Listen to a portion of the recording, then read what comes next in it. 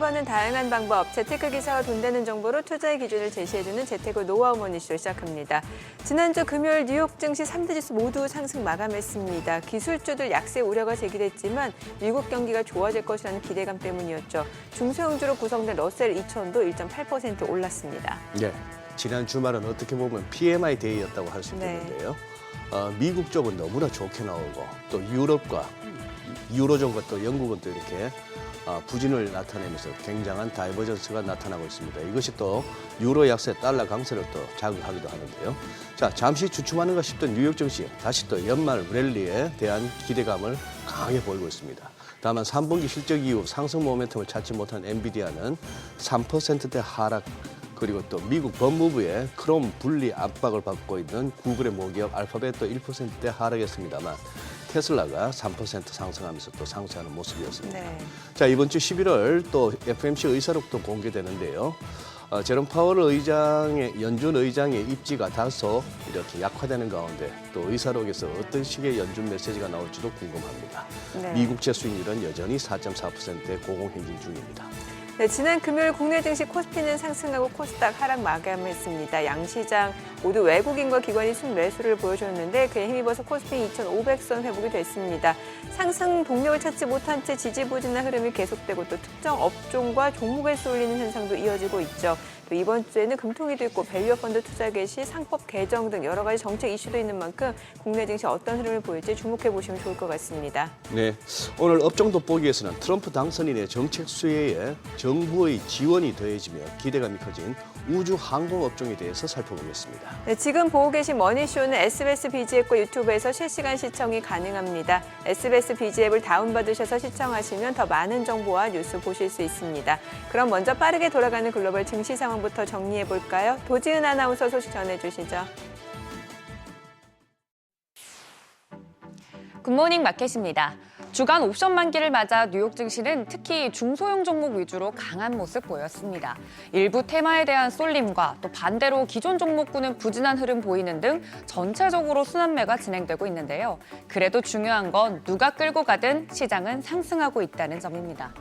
지난주 내내 변동성이 컸습니다만 지난주 금요일은 동반 상승세로 마감이 됐습니다. 다우지수가 0.97%로 가장 강했고 S&P 500이 0.35%, 나스닥이 0.16% 오르면서 장 마쳤습니다. 3대 지수 2거래일 연속 동반 상승했고 주간 기준으로도 성적 우수했습니다. 다우가 2% 가까이, S&P 500은 1.6%와 나스닥은 1.5% 가까이 올랐습니다. 특히 중소형주 위주의 러셀 2000 지수도 1.80% 뛰면서 주간 상승률은 무려 4.34%에 달했습니다. 주요 종목들 보시면 우선 엔비디아, 실적 발표 후 추가적인 상승 모멘텀을 찾지 못하면서 3%대 하락했습니다. 나스닥과 S&P 500의 상승폭을 제한한 원인이 됐고요. 그 외에 브로드컴이나 AMD, 마이크론, TSMC 등 다른 반도체 관련 종목군들도 매물을 소화하는 과정이 진행됐습니다. 앞서서 말씀해 주신 것처럼 알파벳의 경우에는 크롬 매각 우려에 이어서 오픈 AI가 채팅 기능이 있는 자체 웹 브라우저를 계획하고 있다는 소식에 1.5%대 하락했고 아마존도 경쟁사 핀도더 실적 발표 후에 0.64% 하락했습니다. 그 외에 마이크로소프트나 애플은 상승 마감했습니다. 6위부터 10위도 보시면 메타는 인도에서 개인정보 등 관련 법적 분쟁에 직면했다는 소식에 하락을 했고요. 엔비디아와 반대로 테슬라는 트럼프 정부의 전기차 관련 세액 공제가 유지될 수 있다는 기대, 또 자율주행 규제 완화에 대한 기대 심리를 반영하면서 3.80% 상승했습니다.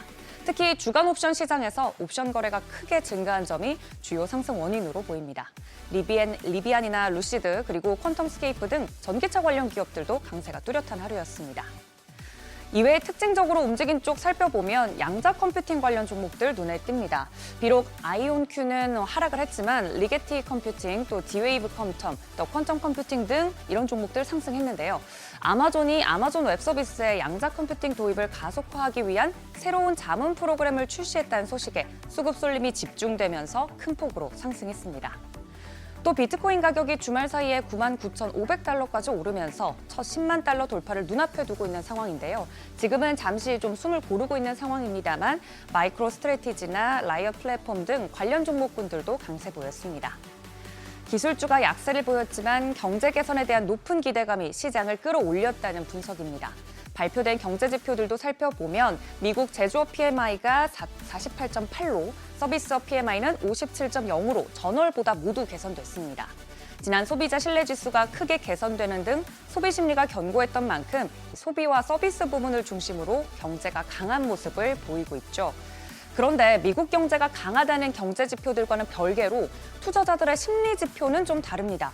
뉴욕 연은의 나우캐스트에서는 GDP 성장률을 2.06%에서 1.91%로 하향 조정했습니다. 애틀랜타 연은은 상무부의 GDP 집계 방식을 활용하지만 이 뉴욕 연은은 심리 지표를 적극 활용해서 발표를 하곤 합니다. 과거에도 두 지표의 방향이 엇갈릴 경우에는 심리 지표 중심의 뉴욕 연은 지표를 조금 더 신뢰하곤 했는데요. 주간 단위로 발표되는 개인 투자자 심리 지수도 지수 상승 기대가 감소한 가운데 하락할 것이라고 보고 있는 쪽이 33% 정도로 높아졌습니다. 역사적 평균치도 상회한 수준이고요. 트럼프 랠리 후에 심리 지수가 점차 약화되고 있어서 시장 참여자들이 시장에 적극적으로 대응하기보다는 개별 종목군이나 테마성 이슈에 집중하는 경향이 강해졌다는 걸 알 수 있습니다. 시장 안에서의 미묘한 변화 등은 이렇습니다만 어떤 이유로든 상승하고 있다는 게 현실입니다. 전문가들은 시장 강세가 순환매에 힘입어서 연말까지 지속될 것이라고 전망하고 있습니다. 이번 주는 미국의 추수감사절이고요. 개인 소비지출 PC 가격 지수와 또 FOMC 의사록 공개도 예정되어 있습니다. 여기서 얼마나 매파적인 발언이 나오는지는 살펴보시면 좋을 것 같고요. 이번 주는 특히 한 주 거래일이 3.5일밖에 없어서 수급 변동성 커지는지 지켜보셔야겠습니다. 지금까지 굿모닝 마켓이었습니다.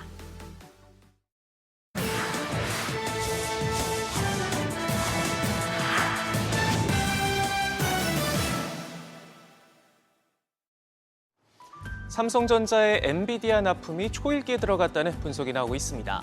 주말 사이 나온 젠슨 황 CEO의 말 한마디 덕분인데요. 젠슨 황 CEO는 삼성전자의 HBM3 8단과 12단 제품을 모두 테스트하고 있다며 5세대 고대역폭 메모리 HBM 납품 승인을 위해 최대한 빠르게 작업하고 있다고 밝혔습니다.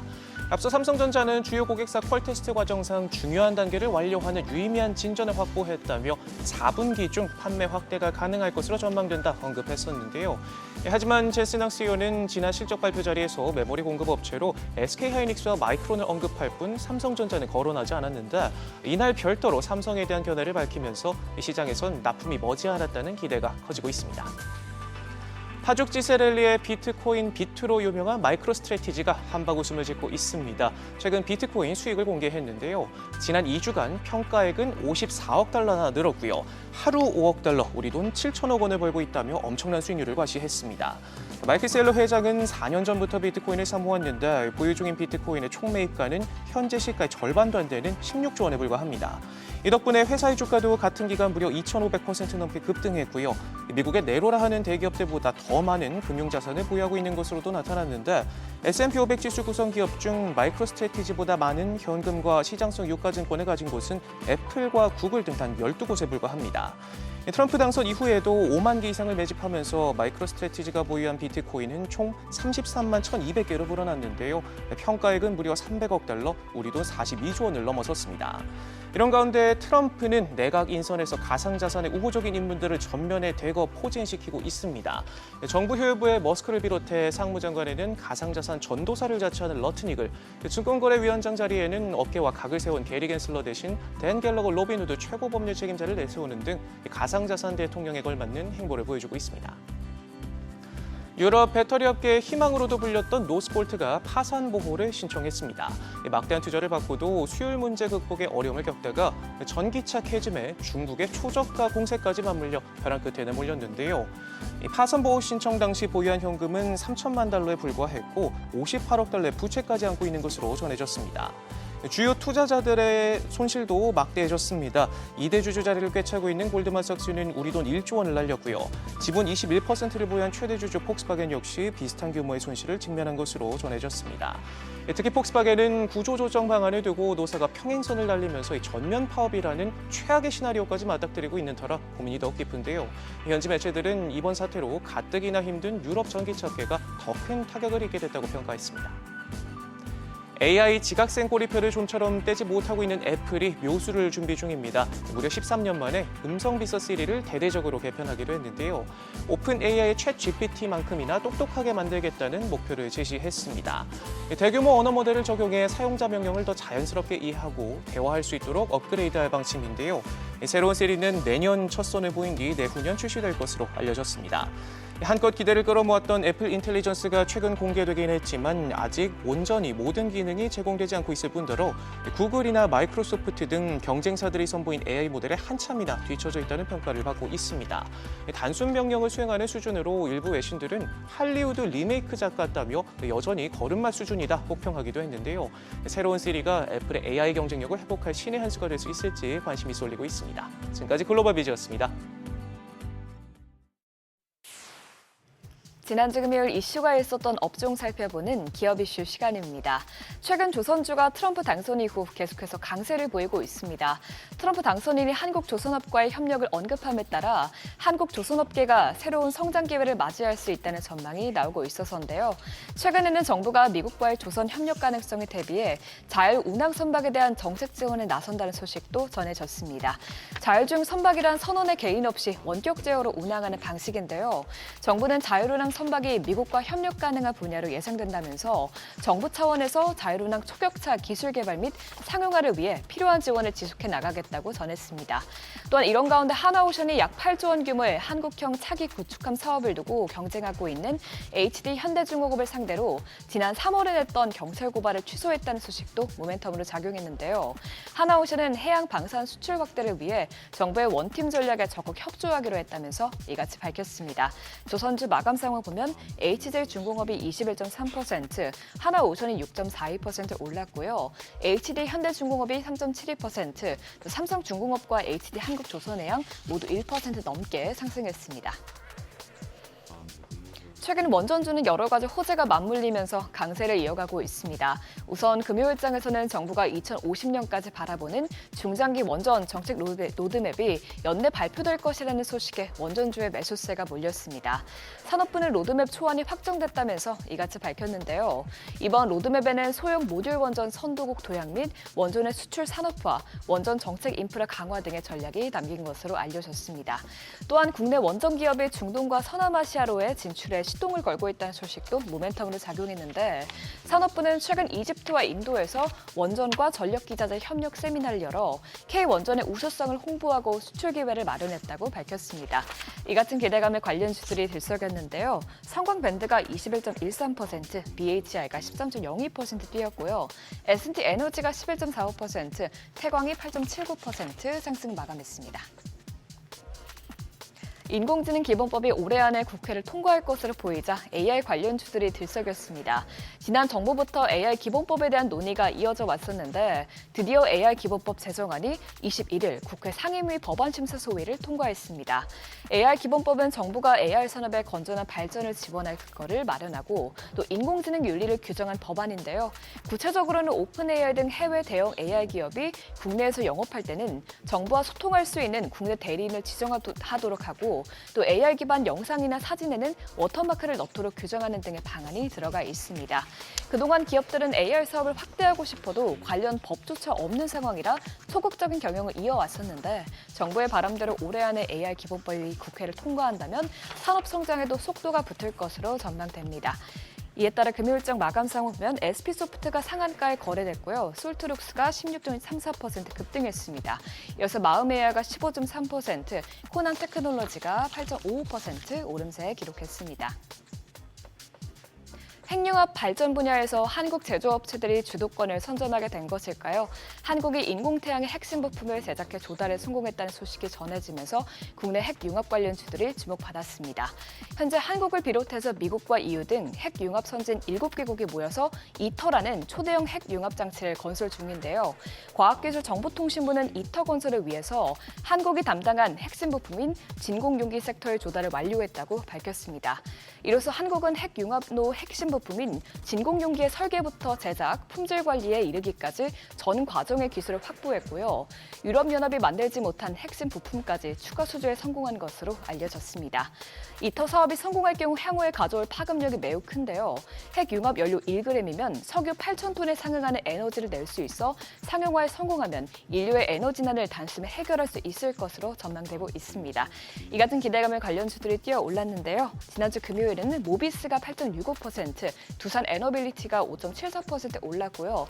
비츠로테크가 3% 넘게, 또 일진파워와 사막콘덴서가 각각 2.32%, 1.32% 올랐습니다. 지금까지 지난주 금요일장 이슈 살펴봤습니다.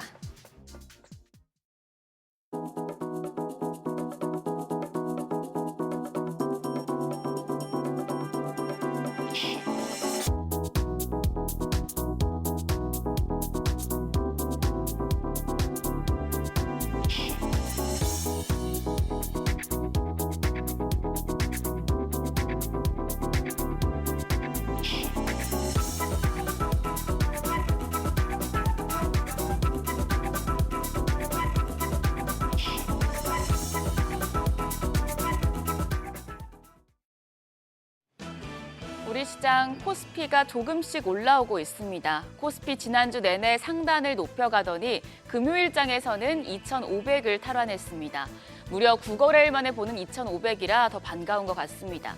특히 지수가 올라도 줄곧 매도하던 외국인 투자자가 순매수를 진행한 점이 유의미한데요. 다만 코스피와 정반대의 모습을 보이는 코스닥의 추세는 다소 아쉽습니다. 새로운 한 주 시장은 또 어떤 흐름을 보일지 지난주 시장부터 복귀하시죠. 지난 마지막 거래일 코스피가 0.83% 올라 2,501.24포인트의 장을 마쳤습니다. 주간 기준으로 직전주 대비해서 1.3% 올랐습니다. 반면에 코스닥은 0.54% 약세로 677.01포인트였습니다. 오전만 하더라도 1% 넘게 올랐었는데 시가총액 1위 알테오젠이 흔들리면서 결국에 장중 하락 전환됐습니다.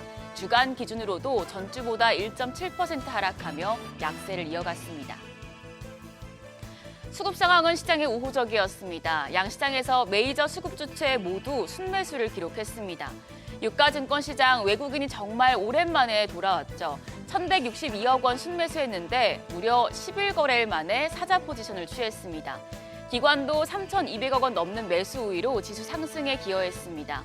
개인만 5,332억 원 팔자세였습니다.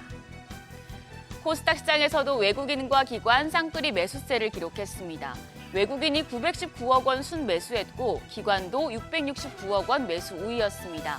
다만 개인이 1,522억 순매도하면서 코스닥 하락을 부추겼습니다. 반도체주가 상승한 점이 우리 시장에 긍정적이었는데요. 유가증권 시장에서 SK하이닉스가 4.68% 상승세 시현하며 지수에 영향을 줬습니다. 미증시 반도체 업종이 좋은 흐름을 이어간 점이 국내 증시에도 긍정적으로 작용했습니다. 그밖에 LG에너지솔루션이 1%대 강세였고 현대차와 기아가 상승, KB금융도 1%대 올랐고요. 네이버까지 상승 마감했습니다. 반면에 삼성전자는 0.71% 반락했는데요. 다만 우리가 쉬는 사이에 엔비디아가 삼성전자 HBM3 인증을 쳐두르고 있다는 소식이 보도된 만큼 오늘 주가 상승 동력이 될지 체크하셔야겠습니다. 코스닥 대형주 중에서는 알테오젠을 비롯해서 리가켄바이오와 삼천당제약 등 제약바이오주가 또 한 번 조정을 받았습니다. 특히 시가총액 1위 알테오젠이 16% 가까이 급락하면서 지수에 충격을 줬습니다. 미국의 할로자임이 알테오젠에 피하 주사 제형 전환 기술 관련 특허 소송을 제기할 것이란 소문이 퍼지면서 투자 심리가 위축된 결과입니다. 알테오젠 쇼크로 리가켄바이오도 1.5%, 삼천당제약이 3%대 동반 하락했습니다. 반면 에코프로 형제는 금요일까지 상승하면서 5거래일 내내 오름세를 이어갔고요. HLB와 레인보우 로보틱스 등도 2% 넘는 강세였습니다. 환율은 올랐습니다. 정규장 마감 시간 달러 기준 4원 30전 올라 1,401원 80전에 거래를 마쳤습니다. 주간 거래 종가 기준 1,400원 선을 넘어선 건 지난 14일 이후 8일 만입니다.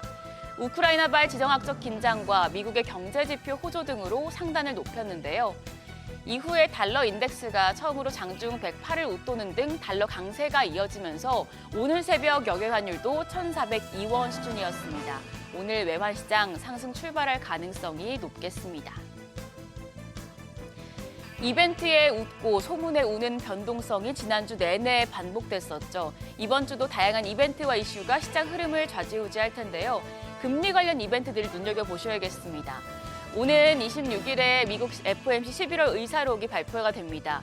다음 날엔 금리 결정에 중요한 10월 PC 가격 지수도 나오고요. 지금까지는 금리 동결 가능성이 더 높게 점쳐지는데 변화가 있을지 지켜봐야겠습니다. 또 목요일에는 올해 마지막 한국은행 금융통화위원회가 열립니다. 금통위 역시 기준금리를 동결할 것으로 전망이 됩니다. 이후에 미국 증시 휴장과 조기 폐장이 예정돼 있어서 미증시 영향은 적겠습니다. 오늘은 모건 스탠리 캐피털 인터내셔널 MSCI 리밸런싱이 예정돼 있습니다. 11월 MSCI 반기 리뷰에서는 현대로템이 편입되고 KT와 셀트리온 제약, 금양, 현대건설, 코스모 신소재 등 7개 종목의 편출이 결정됐는데요. 편입 종목에는 패시브 자금이 유입되고 편출 종목은 자금 유출에 따라서 주가 변동성이 확대될 수 있겠습니다. 윤석열 대통령은 말레이시아 총리와 회담을 갔는데 방산이나 원전주가 영향을 받을 수 있겠고요. 포스코 노조 쟁의행위 찬반 투표도 이뤄지는데요. 철강업종 변동성 커질 수 있겠습니다. 한편 지난 금요일 시간의 거래에서는 여행과 빙글에 관련주가 강했습니다. 여행주는 중국 정부가 한국 일반 여권 소지자에게 적용 중인 무비자 입국 기간을 연장한다는 소식이 전해졌기 때문입니다. 모두투어와 노랑풍선, 참 좋은 여행 등이 상승했고요. 혜태 제과식품과 크라운 혜태홀딩스 등 제과 관련주들도 시간의 거래에서 상한가로 마감했는데요. 장 마감 이후에 빙그레가 인적 분할과 자사주 소각 소식을 발표한 영향이었습니다. 오늘 장까지 이런 흐름 이어질지 지켜보시죠. 이번 주 코스피와 코스닥이 나란히 같이 가는 장세가 연출됐으면 좋겠는데요. 우리가 쉬는 사이에 뉴욕 증시에서는 연말 랠리 기대감이 커졌는데 국내 증시도 연말 랠리를 보여줄지 트럼프 당선인 동향과 지정학적인 리스크, 환율 등을 예의주시하시면서 시장 대응하시기 바랍니다. 지금까지 어제장 오늘장이었습니다.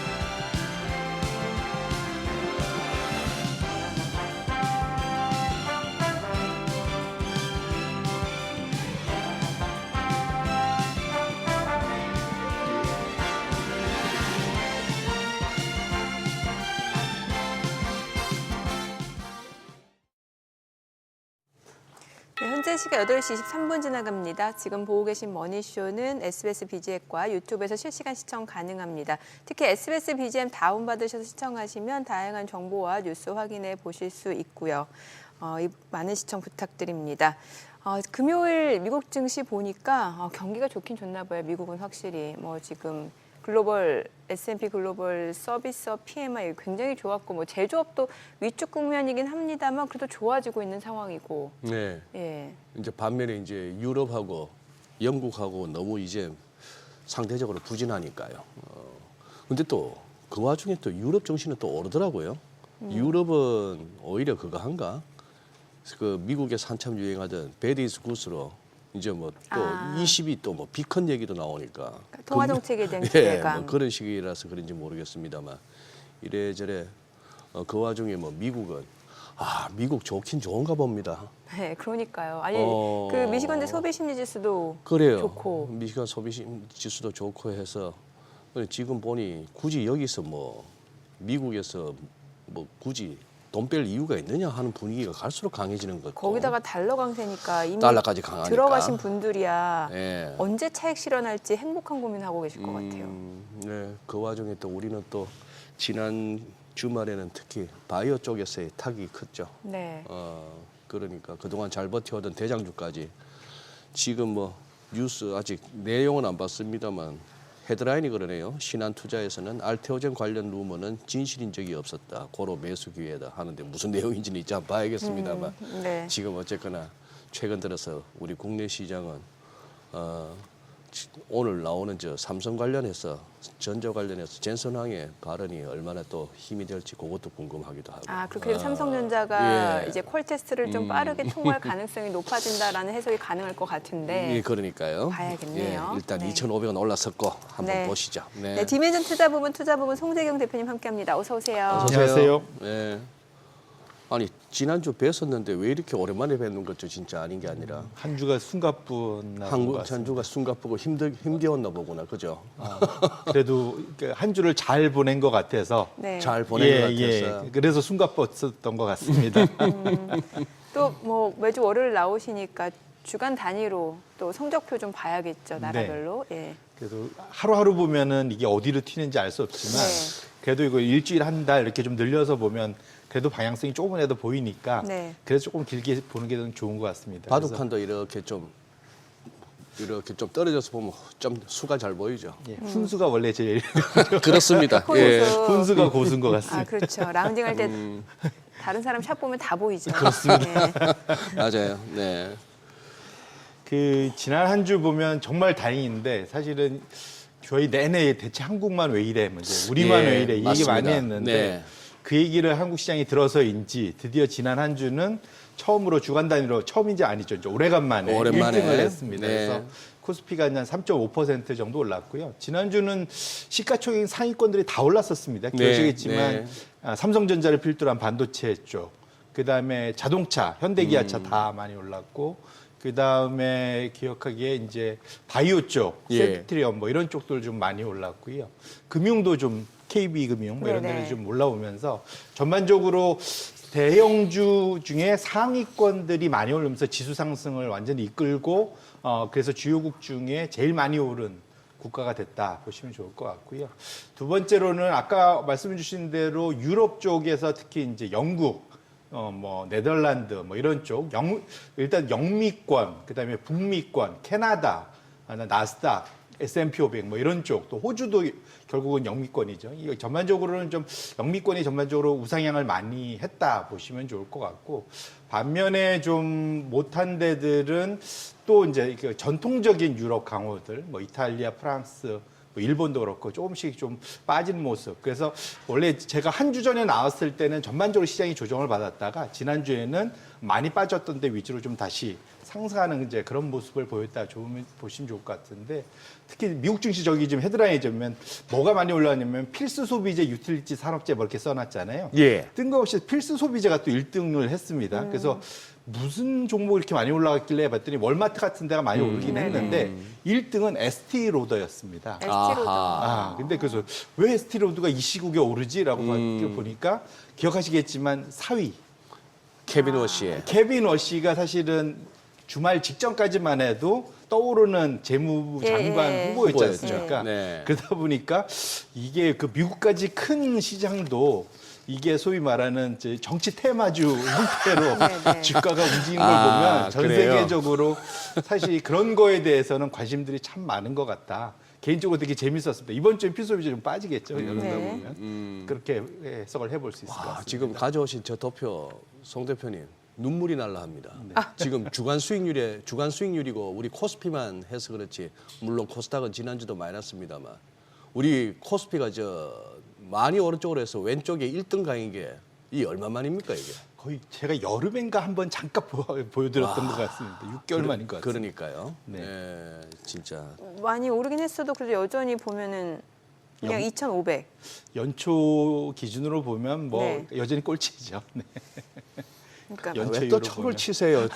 주간으로 1등 한 게 얼마만인데 이 좋다고 한번 해갖고 넘어가지 그걸 갖다가 또 뭐 그렇긴 한데 이제 저점이 그만큼 많이 낮아져 있다. 예. 또 시작이 반이다. 뭐 이런 마음으로 다시 올라가면 좋을 것 안, 같습니다. 안 그러시더니 요즘 한숨이 늘었어. 한숨은 그냥 소장님 따라 된 거고. 그래요? 예, 같이 붙어 있다 보니 그런 거고.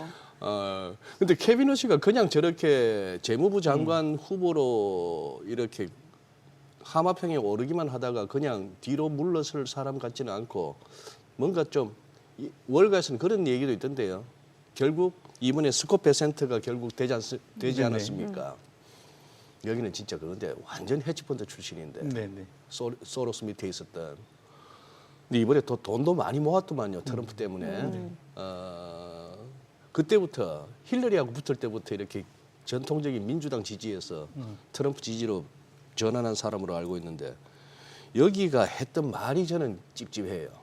스콧 베센트 발언인데 일찌감치 제롬 파월의 임기가 있지만 차기 연준 의장을 일찌감치 이렇게 부각시켜 놓으면은 누가 파월 말을 듣겠느냐. 즉 파월을 갖다가 파월의 레임덕을 갖다가 앞당기자. 그건 지금 약간 케빈 워시가 차기 연준 의장 썰도 돌더라고요. 본인이 그걸 원한다라고. 본인이 원한다. 예, 그래서 자기는 재무부 장관보다 2년 반 후에 네. 여기는 연방 의장이 되겠다. 연준 의장. 그쪽이 자기한테 더 맞는다라고 피력을 한 걸로 알려져 있는 것 같고요. 예. 근데 다만 말씀 주신 대로 저는 이제 그 결국은 현재 트럼프 정부의 가장 걱정되는 행보가 될 게 연준의 그런 독립성을 해치는 거. 그게 좀 어려울 수 있는데 그것이 이제 시장 전체를 좀 어렵게 만들 수 있는데 전 네. 세계적으로.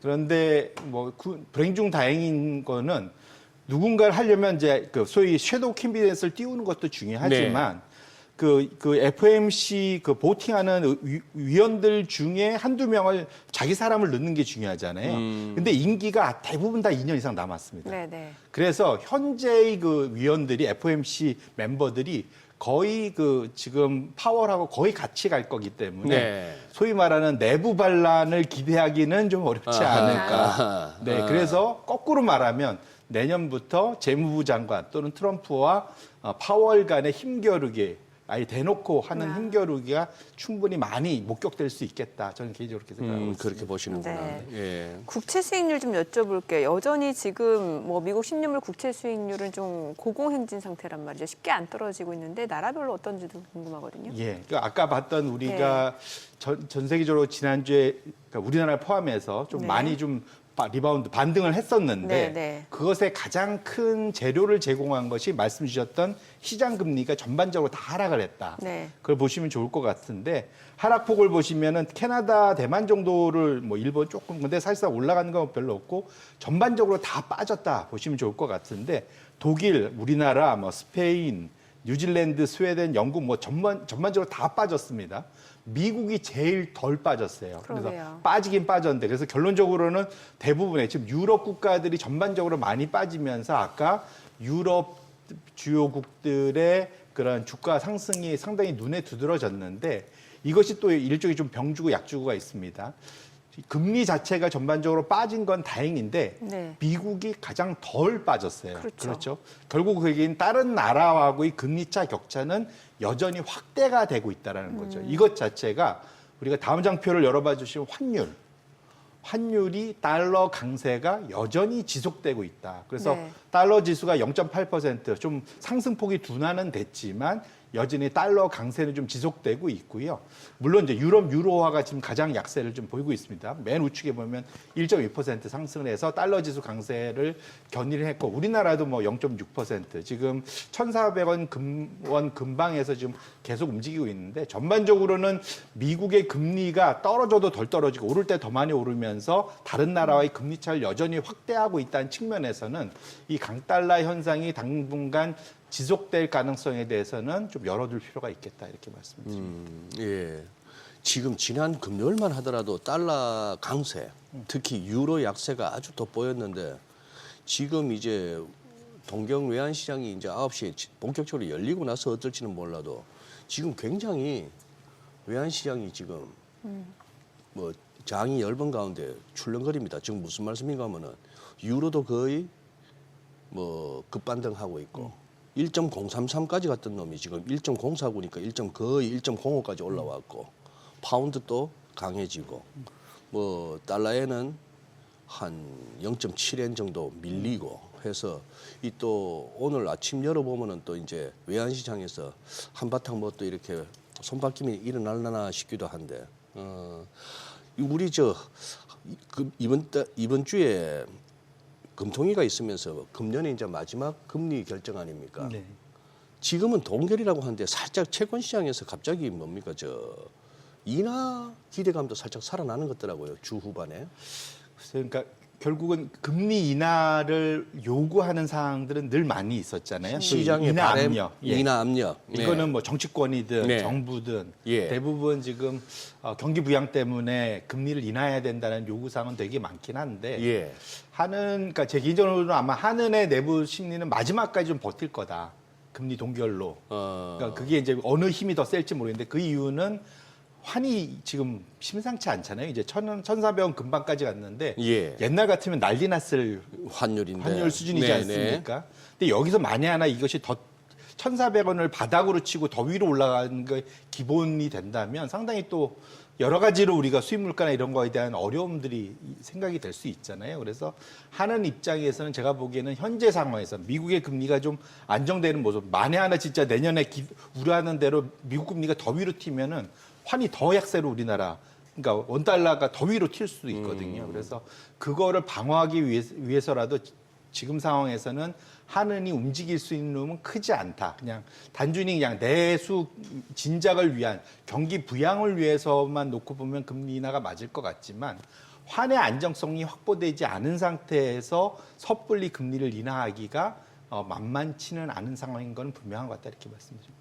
우리 현 정부 들어서는 이렇게 추경이 전 정부에 비해서 이렇게 추경이 자주 언급되지는 않고 정책 카드로 쓰이지는 않았었는데 살짝 지난주 추경 얘기 나왔지 않습니까? 네. 대표님. 예. 지금 그거 하겠다는 거예요? 진짜? 글쎄요. 저도 그거는 뭐랄까요. 지금 음. 항상 이게 뚜껑을 마지막까지 열어봐야 알 수 있는 거지 않겠습니까? 네, 지금 네. 그래서 지금 현재 그 예산안도 다 확정이 안 된 거지 않아요? 그러니까. 여기에서 갑자기 추경까지 글쎄. 얘기하는 건 조금 약간 우선순위가 좀 뒤바뀌어 있는 거 예. 아닌가? 만약에 추경 얘기할 거면 현재 연말까지 할 거에다가 다 반영하면 되는 거잖아요. 그러니까 예산에다 넣으면 되는데. 그래서 좀 그건 약간 우선순위가 좀 뒤바뀌어 있어서 그거는 뭐랄까 지금 쉽게 결론을 내리기는 어렵지 않을 것 예. 같아요. 네네. 다시 미국 가가지고 조금요 미국 시장에 이렇게 뭐랄까요 주식 시장의 흐름이 그 동안에는 오로지 저 기술주 M7 나스닥 중에서도 나스닥 100 이런 식이었는데 오히려 지금 이제 아까 말씀하셨던 필수 소비재, 경기 민감주, 유틸리티 이런 쪽으로 더 잘 가면서 또 중소형주. 맞아요. 예. 시총 상위 종목들이 조금 보면 마이너스 보일 때가 더 많더란 말입니다. 요 뭔가 요 로테이션이 조금 어떤 의미 있는 흐름으로 보시는지요? 근데 M7 내에서도 약간 또 엇갈리는 흐름이에요. 엇갈리죠. 예. 테슬라는 잘 가고 예. 있고. 맞습니다. 지금 느낌은 테슬라 가면서 전반적으로 다시 대형주 장이 온 것 같은 느낌이 드는데 느낌적 느낌. 느낌은. 네네. 근데 실제로 뚜껑을 열어보면 네. 테슬라 말고는 재미가 없다. 예. 이게 이제 결론인데요. 지금 보면 일주일 한 달을 제가 다 가져와 봤습니다. 보시면 한 달간 21%, 지난주에도 거의 10% 테슬라는 우상향을 했고요. 반면에 S&P 500을 한 달간 이긴 건 아마존인데 또 한 주간을 놓고 보면 아마존이 졌습니다. 네네. 그리고 그 외 나머지는 엔비디아, 알파벳, 애플, 메타, 마이크로소프트 한 달 일주일 다 S&P 500보다 못했다. 결국은 494개에 비해서 상대적으로는 덜 올랐다라고 해석을 해야 될 것 같고요. 이거는 확실히 미국 대형 기술주에 대한 확실히 그 뭐랄까 선호도 이런 것이 점차 떨어지고 있는 것이 M7 주가 내에서 완전히 갈리고 있고 사실은 테슬라를 제외하고 나면 상당히 좀 많이 식어 보인다. 이거는 지금 우리나라 투자자들이 미국의 테슬라를 비롯한 주요 대형 기술주에 많이 개별 종목 투자를 하고 계시잖아요. 예. 그런 측면에서는 좀 염두에 둘 만한 변화다 이렇게 말씀을 드리겠습니다. 그럼 테슬라 주가 상승을 이 AI 모멘텀 상승으로 봐야 되는 거예요? 아니면 이제 트럼프 승리 이후 그 효과에 대한 기대감으로 봐야 되는 거예요? 이거는 지금은 어찌 보면 펀더멘탈에 대한 투자라기보다는 네. 말씀 주신 대로 뭔가 좋아지지 않겠냐라는 머스크 개인에 대한 배팅에 좀 더 가깝지 않을까 저는. 머스크. 네, 예. 그러니까 머스크가 뭐라도 해내지 않겠냐라는 기대감 거기에 가깝다고 봐야 될 것 같고요. 사실은 그래서인진 몰라도 이미 테슬라는 헤지펀드들은 그렇게 공격적으로 투자하고 있지 않았거든요. 근데 네네. 예, M7, 그러니까 테슬라를 비롯한 M7에 대해서 사실은 이런 성과가 나오는 가장 큰 이유가 이미 3분기부터 투자자들이 이 M7에 대한 비중을 오히려 늘리지 않고 줄이고 있었다라는 것이 네. 상당히 좀 의미가 있다. 저 개인적으로 이렇게 생각합니다. 그래서 미국 서학개미 분들은 확실히 좀 염두에 두실 차트가 다음 차트인데 네. 미국의 M7 보유 비중입니다. 이게 러셀 3000이라고 하면 3000개 종목이 들어가 있으니까 이게 그 거의 미국에 있는 거의 대부분이 다 들어가 있는 거죠. 네. 근데 여기에서 M7의 비중이 9월 말 기준으로 28%였습니다. 거의 3분의 1이 사실은 M7으로 다 설명이 되는 거죠. 그런데 그러니까 지수 내에서 비중은 28%인데 그러니까 뮤추얼 펀드, 우리가 따지면 일반 대형 그냥 네. 그러한 그 공모 펀드들 그런 데서는 M7의 비중이 21% 생각보다 좀 언더웨이트 돼 있죠. 덜 들고 있고 미국 롱온리 헤지 펀드에서는 12%밖에 안 들고 있다는 거죠. 그러니까 M7 투자를 상대적으로 지수 움직임에 비해서 덜 들고 있다라고 보시면 좋을 것 같고 사실은 올 초부터 보면 옆으로 횡보하다가 3분기엔 좀 꺾인 거잖아요. 내려왔잖아요. 이렇게 놓고 보시면 M7에 대해서 시장에서는 여전히 기대를 우리 개인 투자자들 많이 하시지만 전문 투자자들 특히 아주 민감한 헤지펀드 투자자들은 올 상반기에는 보합, 하반기에는 오히려 줄이고 있는 모습을 보이는 걸 감안한다면 내년으로 갈수록 지금 당장은 M7이 이익 증가율이 되게 좋지만 내년 내후년으로 갈수록 상당히 빠르게 둔화된다는 걸 감안하면서 주가 상승에 비해서 앞으로 상승 탄력이 떨어진다는 걸 감안하면서 비중을 줄이고 있다라고 해석을 해야 될 것 같아서 우리 개인 투자자분들, 미국 서학개미 분들은 좀 유의미하게 지켜보셔야 될 변화다 이렇게 말씀드립니다. 뭔가 포트폴리오 재편이 필요하다라는 의미로 받아들여야 되는 거예요? 아니면 그렇죠. 어떻게 해석해요? 사실은 이제는 대형주 특히 M7 중심으로 투자하는 것들을 미국에 굳이 오랫동안 투자하시려면 좀 나눠서 아래쪽으로 좀 내려보내야 된다. 뭐 중소형주나 이런 쪽이요? 그렇죠. 예, 그래서 뭐 굳이 이제 만약에 제가 전에도 네네. 한번 보여드렸는데 이게 9번 차트를 열어봐 주시면 그러니까 규모별로 예. 보면 지난주 한 주간도 소위 소형주 지수와 일주일도 좋았잖아요. 예. 금요일도 좋았을 뿐더러 보시면 9번 차트를 열어봐 주시면 초소형주, 소형주의 600, 2000, 그러니까 러셀 2000이나 S&P 600 이게 이제 소형주 지수인데 이 차트를 보시면 전반적으로 한 달간 거의 9% 이상 상승을 했고요. 그다음에 초소형주, 소형주들 그러니까 일주일간도 한 5% 전후의 상승. 지금 차트가 열려 있네요. 왼쪽을 보시면 확실히 일주일 한 달 호성적을 많이 냈죠. 반면에 대형주 내에서도 제가 미국에 이제 좀 장기 투자하실 거면 시가총액 가중보다는 동일 가중 투자하셔라. M빵, M분의 1로 네, 투자하는 네, 거. 네. 그 계속 투자하라 말씀 많이 드렸었는데 네. 최근 한 달도 확실히 보시면 트럼프 트레이드가 이루어지고는 있었지만 확실하게 동일 가중이 같은 값이면 S&P 500량에서 동일 가중이 시가총액 가중보다 더 나은 모습. 네. 나스닥도 더 나은 모습. 예. 결국은 좀 분산해 갖고 투자하는 것이 훨씬 더 나은 지수 성과를 내고 있다는 측면에서 놓고 본다면 미국 투자할 때 아까 우리 M7의 흐름도 보셨잖아요. 그래서 전반적으로 미국에 장기 투자하실 거면 동일 가중 쪽 또는 중소형주로 좀 분산 투자하실 필요가 꼭 있겠다 말씀드립니다. 혹시나 또 이거 외에도 글로벌리 또 이제 테마를 따라서 ETF 상품들이 많은데 많죠. 그거 수익률도 볼 것 같으면 돈이 어디로 쏠리는지가 어느 정도 또 보이지 않겠습니까? 맞습니다. 특히 우리나라 투자자들이 테마 ETF 엄청 좋아하시네요. 네네. 왜냐면 직관적이고 예. 투자기가 명확하잖아요. 음흠. 내가 투자하고 싶은 투자 아이디어가 이건데 네. 그걸 대신해 줄 수 있는 게 이제 테마 맞아요. ETF인 네. 거지 않습니까? 근데 지난 한 달간만 놓고 보면은 트럼프 트레이드 결국은 트럼프의 승리, 해리스의 패배에 대해서 보상과 처벌이 확실하게 이루어진 한 달이었다. 지금 테마 ETF가 제가 그냥 대략 한 팔로우하는 게 한 20개 정도 되는데 네. 그 중에서 최상위 5개, 최하위 5개를 뽑아서 좌우측으로 흐트러 놓은 겁니다. 하하. 그럼 맨 왼쪽에 보시면 지난 한 달간 최고의 그 테마 ETF는 아이쉐어 비트코인. 아, 그러네요. 그러니까 비트코인 ETF가 거의 50% 네. 가까이 상승하면서 최상위권을 비웠고요. 정반대 최하위는 마리화나 ETF입니다. 결국은 해리스 민주당 예, 수혜였는데 민주당이 지고 나니까 처벌을 한 거죠. 그래서 네. 엄청나게 빠졌어요. 이것도 한 40%. 그러니까 아. 거의 데칼코마니처럼 그러네요. 좌우측이 완전히 대칭되면서 한 달간 보상과 처벌을 했다 보시면 좋을 것 같고 그 사이도 거의 비슷합니다. 그래서 상위 5개의 보면 그 소위 아크 인베스먼의 아크 이노베이션 혁신 기술 네. 쪽이고요. 그다음에 크라우딩 컴퓨팅, 핀테크, 뭐 인프라 개발이 있는데 저 안에 대부분 그 주도했던 종목 2개가 있는데 테슬라와 코인베이스입니다.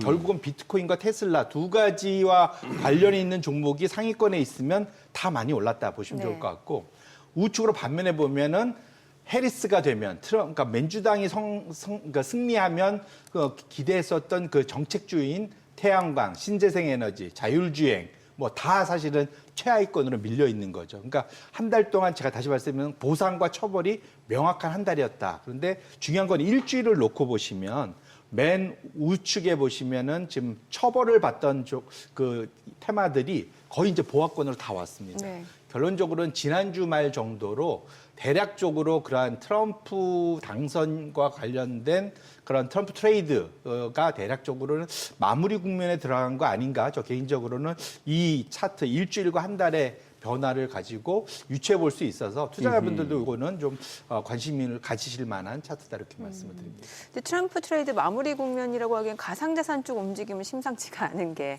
그 게리 겐슬러 그 증권거래위원회 위원장 사임 밝히고 나서 지금 뭐 비트코인 같은 경우는 10만 달러를 눈앞에 두고 있는 상황이잖아요.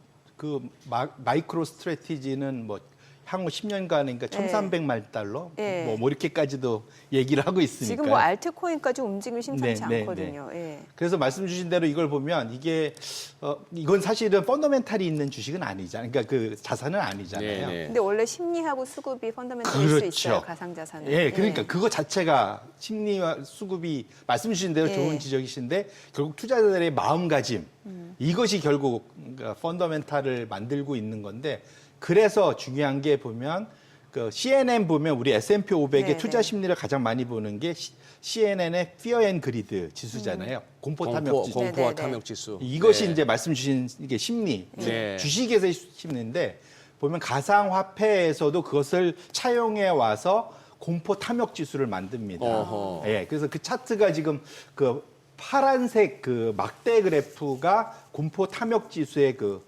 수치다 보시면 좋을 것 같고요. 0부터 100까지 가는데 네. 75가 넘어가면 극단적 탐욕 수준입니다. 익스트림 그리드. 예. 그런데 지금 지난 한 주간 동안 86인가를 찍고 예. 주말에 조금 내려왔지만 80 정도 수준이거든요. 그러니까 75 이상입니다. 근데 제가 맨 위에다 줄을 거놓은 것 대충 그것을 터치하고 뚫고 공포 탐욕 지수가 올라가고 나면 그 다음부터 보시면 저 노란색 선이 비트코인 가격이거든요.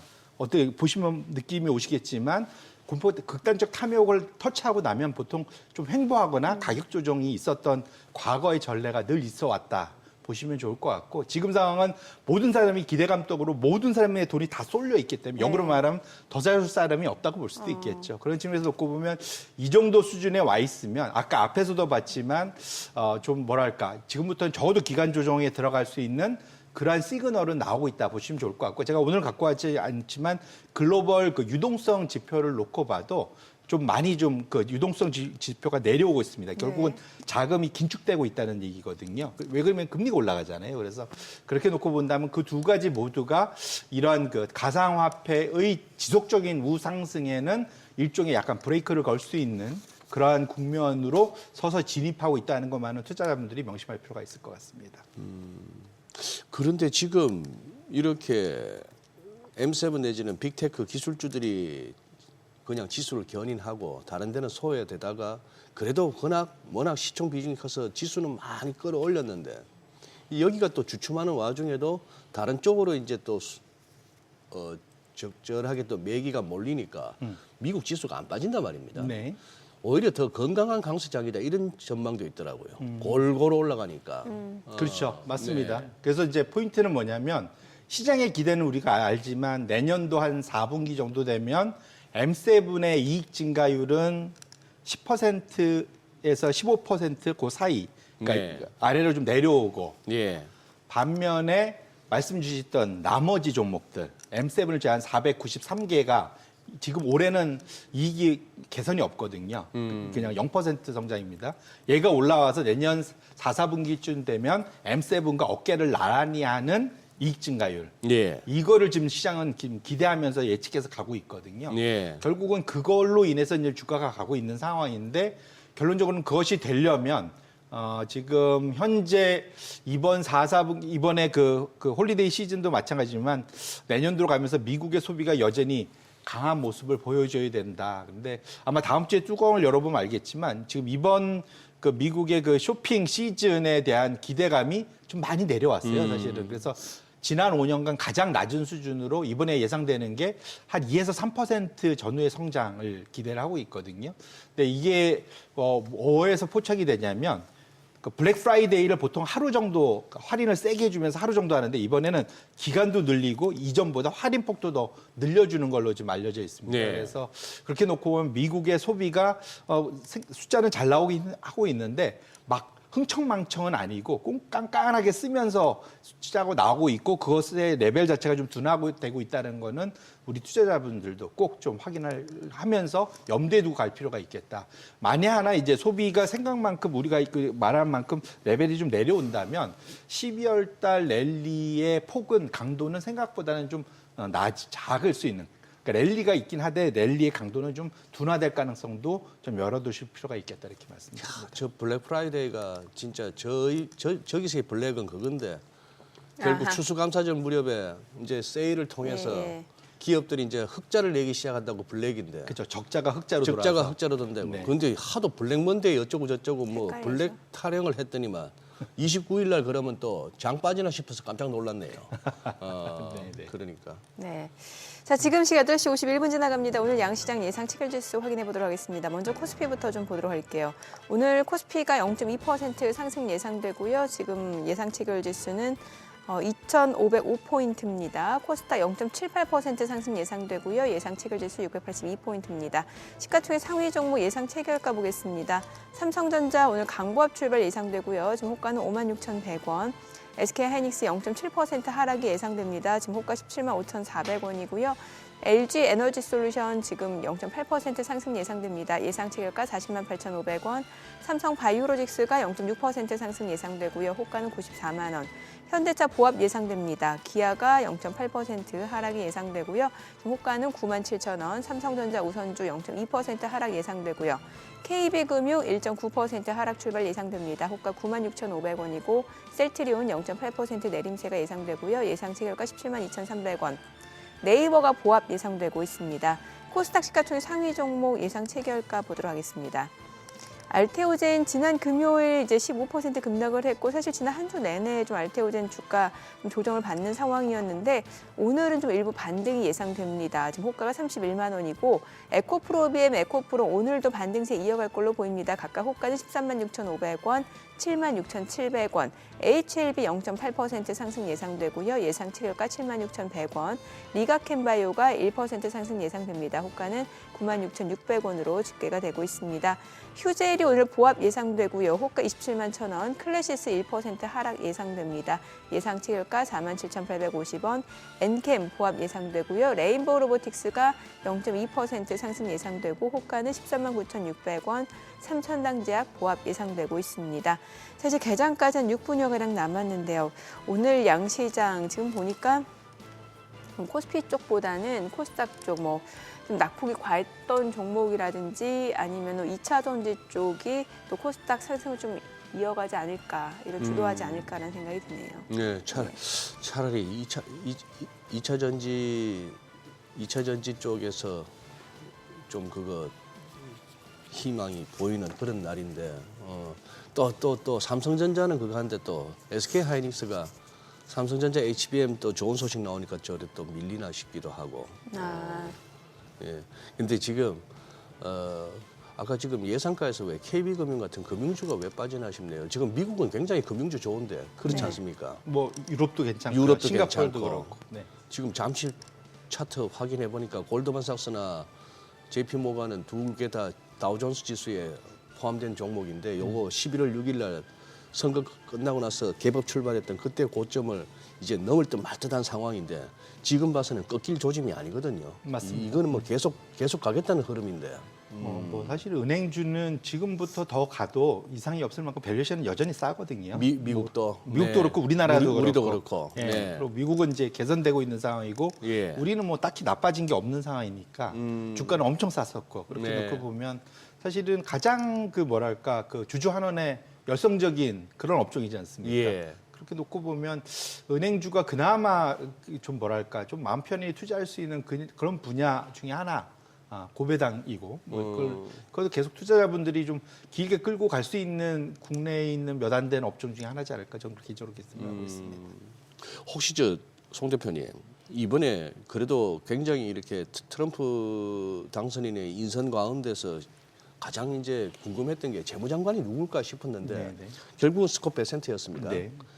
이제 처음부터 이렇게 굉장히 각축을 보였던 게 하워드 루트닉인데 이분은 상무장관으로 좀 더 일찍 지명됐고 근데 이 스콧 베센트 우리가 대충 알기로는 헤지펀드 출신이고 시장에 어쨌거나 뭐 시장의 전문가고 특히나 이분이 그 매크로 트레이딩 쪽으로 해서 옛날에 영란은행 털어먹고 어떻게 보면 97년 그 동아시아 외환위기 뒤에서도 크게 역할을 했고 뭔가 불균형이 있으면 그걸 갖다가 그냥 들어가서 아주 시장을 박살을 내면서 자기는 챙기고 하는 그런 사람인데 이 정도 되면 이제 통화 쪽과 어쨌거나 시장 메커니즘에 대해서는 뭐 전문가라고 인정해야 될 것 같고 뭘 기대할까요? 그냥 단순히 보훈 인사라고 보기는 돈은 많이 모아줬는데 뭐 이번 사실 그러니까 스캇 벤센트도 상당히 중요한 인물이고요. 말씀 주신 대로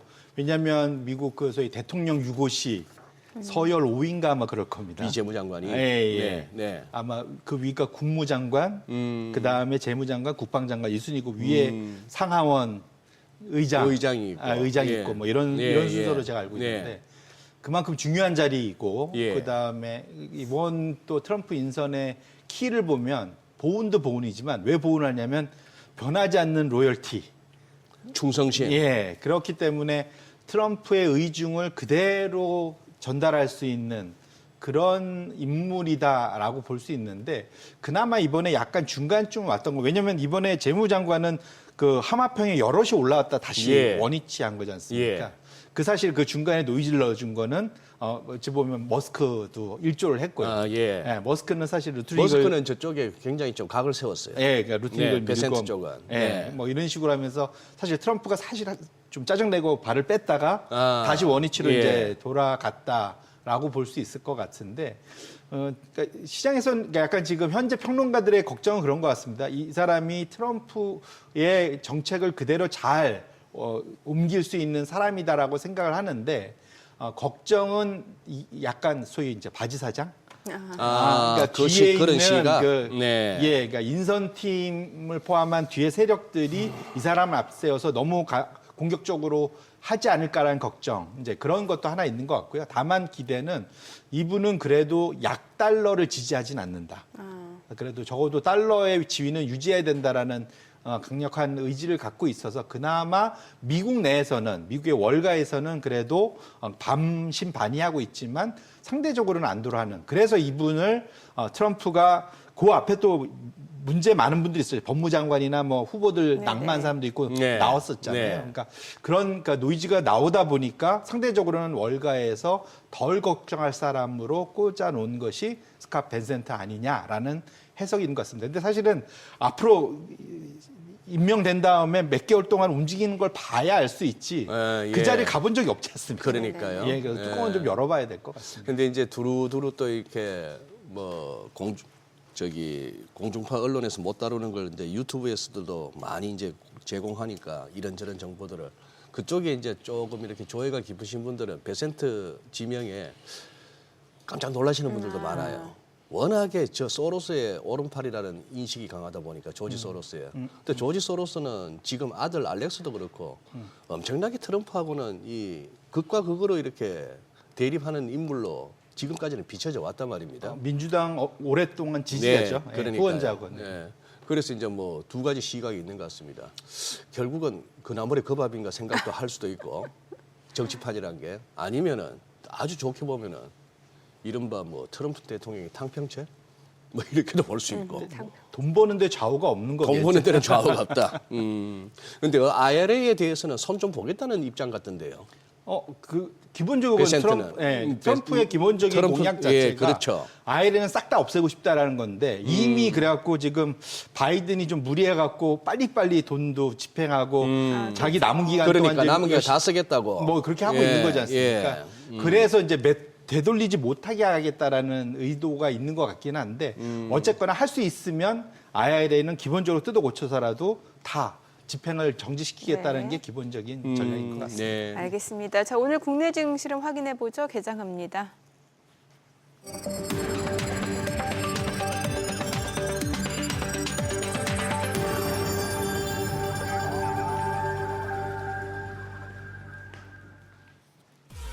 네, 11월 25일 월요일 국내 증시 개장했습니다. 지난 주말 뉴욕 증시 3대 지수 모두 올랐고 특히 러셀 2000 중소형주들 강세가 좀 눈에 띄는 모습이었습니다. 미국 경제는 여전히 탄탄하다라는 지표들이 많이 나왔습니다. 뭐 서비스업은 말할 것도 없고 제조업도 여전히 위축 국면이긴 합니다만 그래도 지금 4개월내 최고치를 기록했다라는 소식에 투자자들 좀 반기는 모습이었던 것 같고 미시간대 소비자 심리지수도 좋았습니다.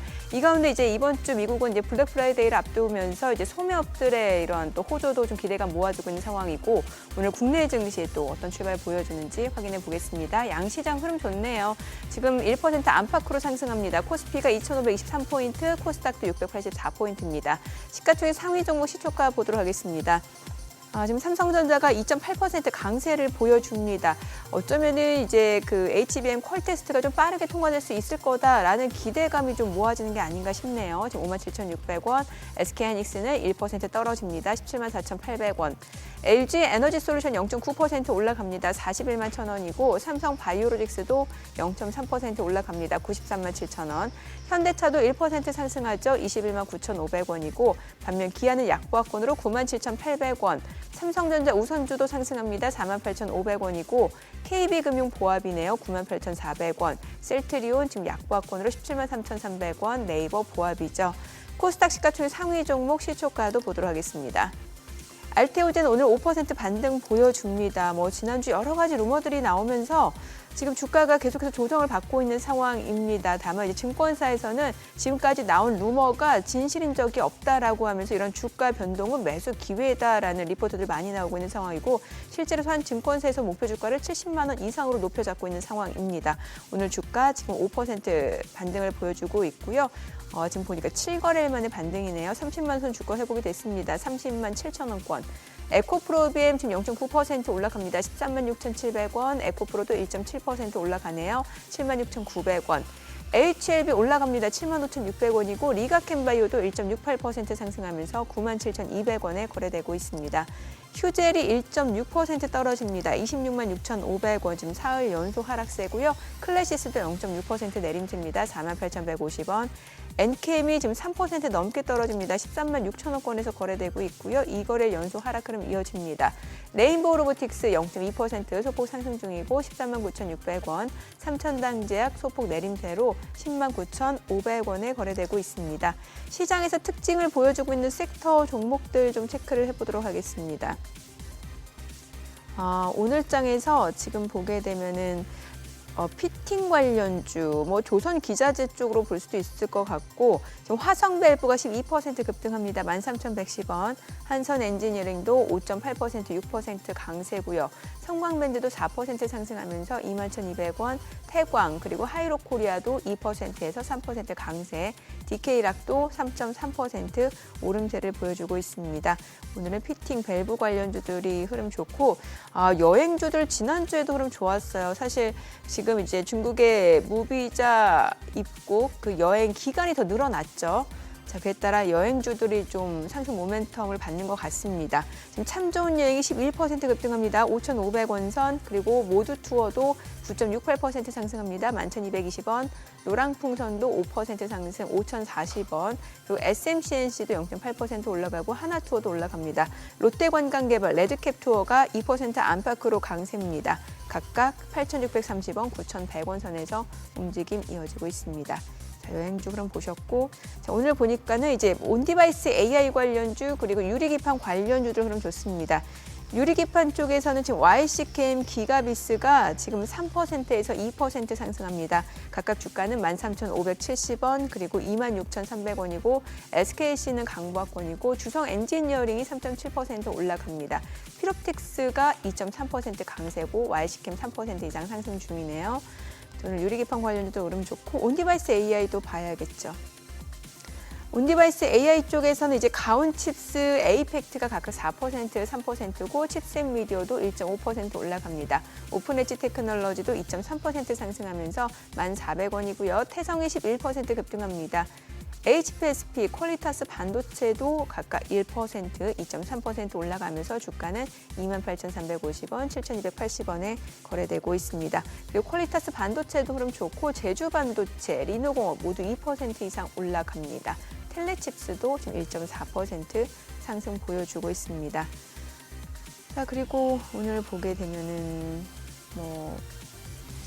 글쎄 이 정도 보시면 될 것 같네요. 오늘 이 정도 종목들이 좀 특징을 보여주고 있는 상황이고 조선 쪽은 앞서 조선 기자재가 움직이면서 조선주들, 대형주들도 좀 올라갑니다. 상승폭이 그렇게 크진 않습니다만 각각 1% 이상 오름세를 보여주고 있고 특히 하나오션이 지금 2% 안팎으로 올라갑니다. 38,900원, HD 한국조선해양, HD 현대미포 모두 1% 이상 올라가고 있는 상황이네요. 자, 지금 시각 9시 6분 향해 갑니다. 수급 상황 좀 체크해 보도록 하겠습니다. 오늘 유가증권 시장에서는 기관 쪽 순매수 보여줍니다. 425억 원 매수 우위, 개인과 외국인 각각 330억 원, 104억 원 매도 우위고요. 코스닥에서는 개인 투자자가 117억 원 순매수, 외국인과 기관은 각각 126억 원, 4억 원 매도 우위를 나타내고 있습니다.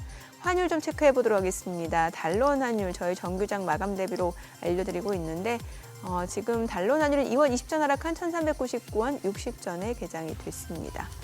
오늘 달러 환율은 좀 떨어지네요. 네, 지금 보니까 네. NDF 시세보다 이제 낮게 시작하는 게 아까 조금 말씀드렸다시피 아시아장으로 넘어오면서 달러 강세에 급제동이 살짝 걸리면서 그런 게 우리한테도 영향을 주는 것 같고, 와, 마침내 우리 삼성전자가 21선 저항 돌파했네요. 하나, 둘, 셋, 넷, 다섯, 5일 동안을 갖다가 이 21선을 못 넘어서더니 오늘 이렇게 올라섰고, 그러다 보니까 코스피도 살짝 개범했는데 21선에 딱 발을 대고는 더 갈 수도 있을까요 없을까요 하는 그런 정도. 삼성전자 49,900원 만들었을 때 그때 냄새 나더만. 그죠?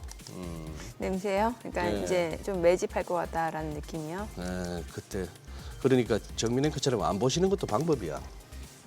그렇죠. 그죠? 예. 그러니까. 예, 뭐 비자발적인 장기 투자긴 합니다만. 비자발적. 예.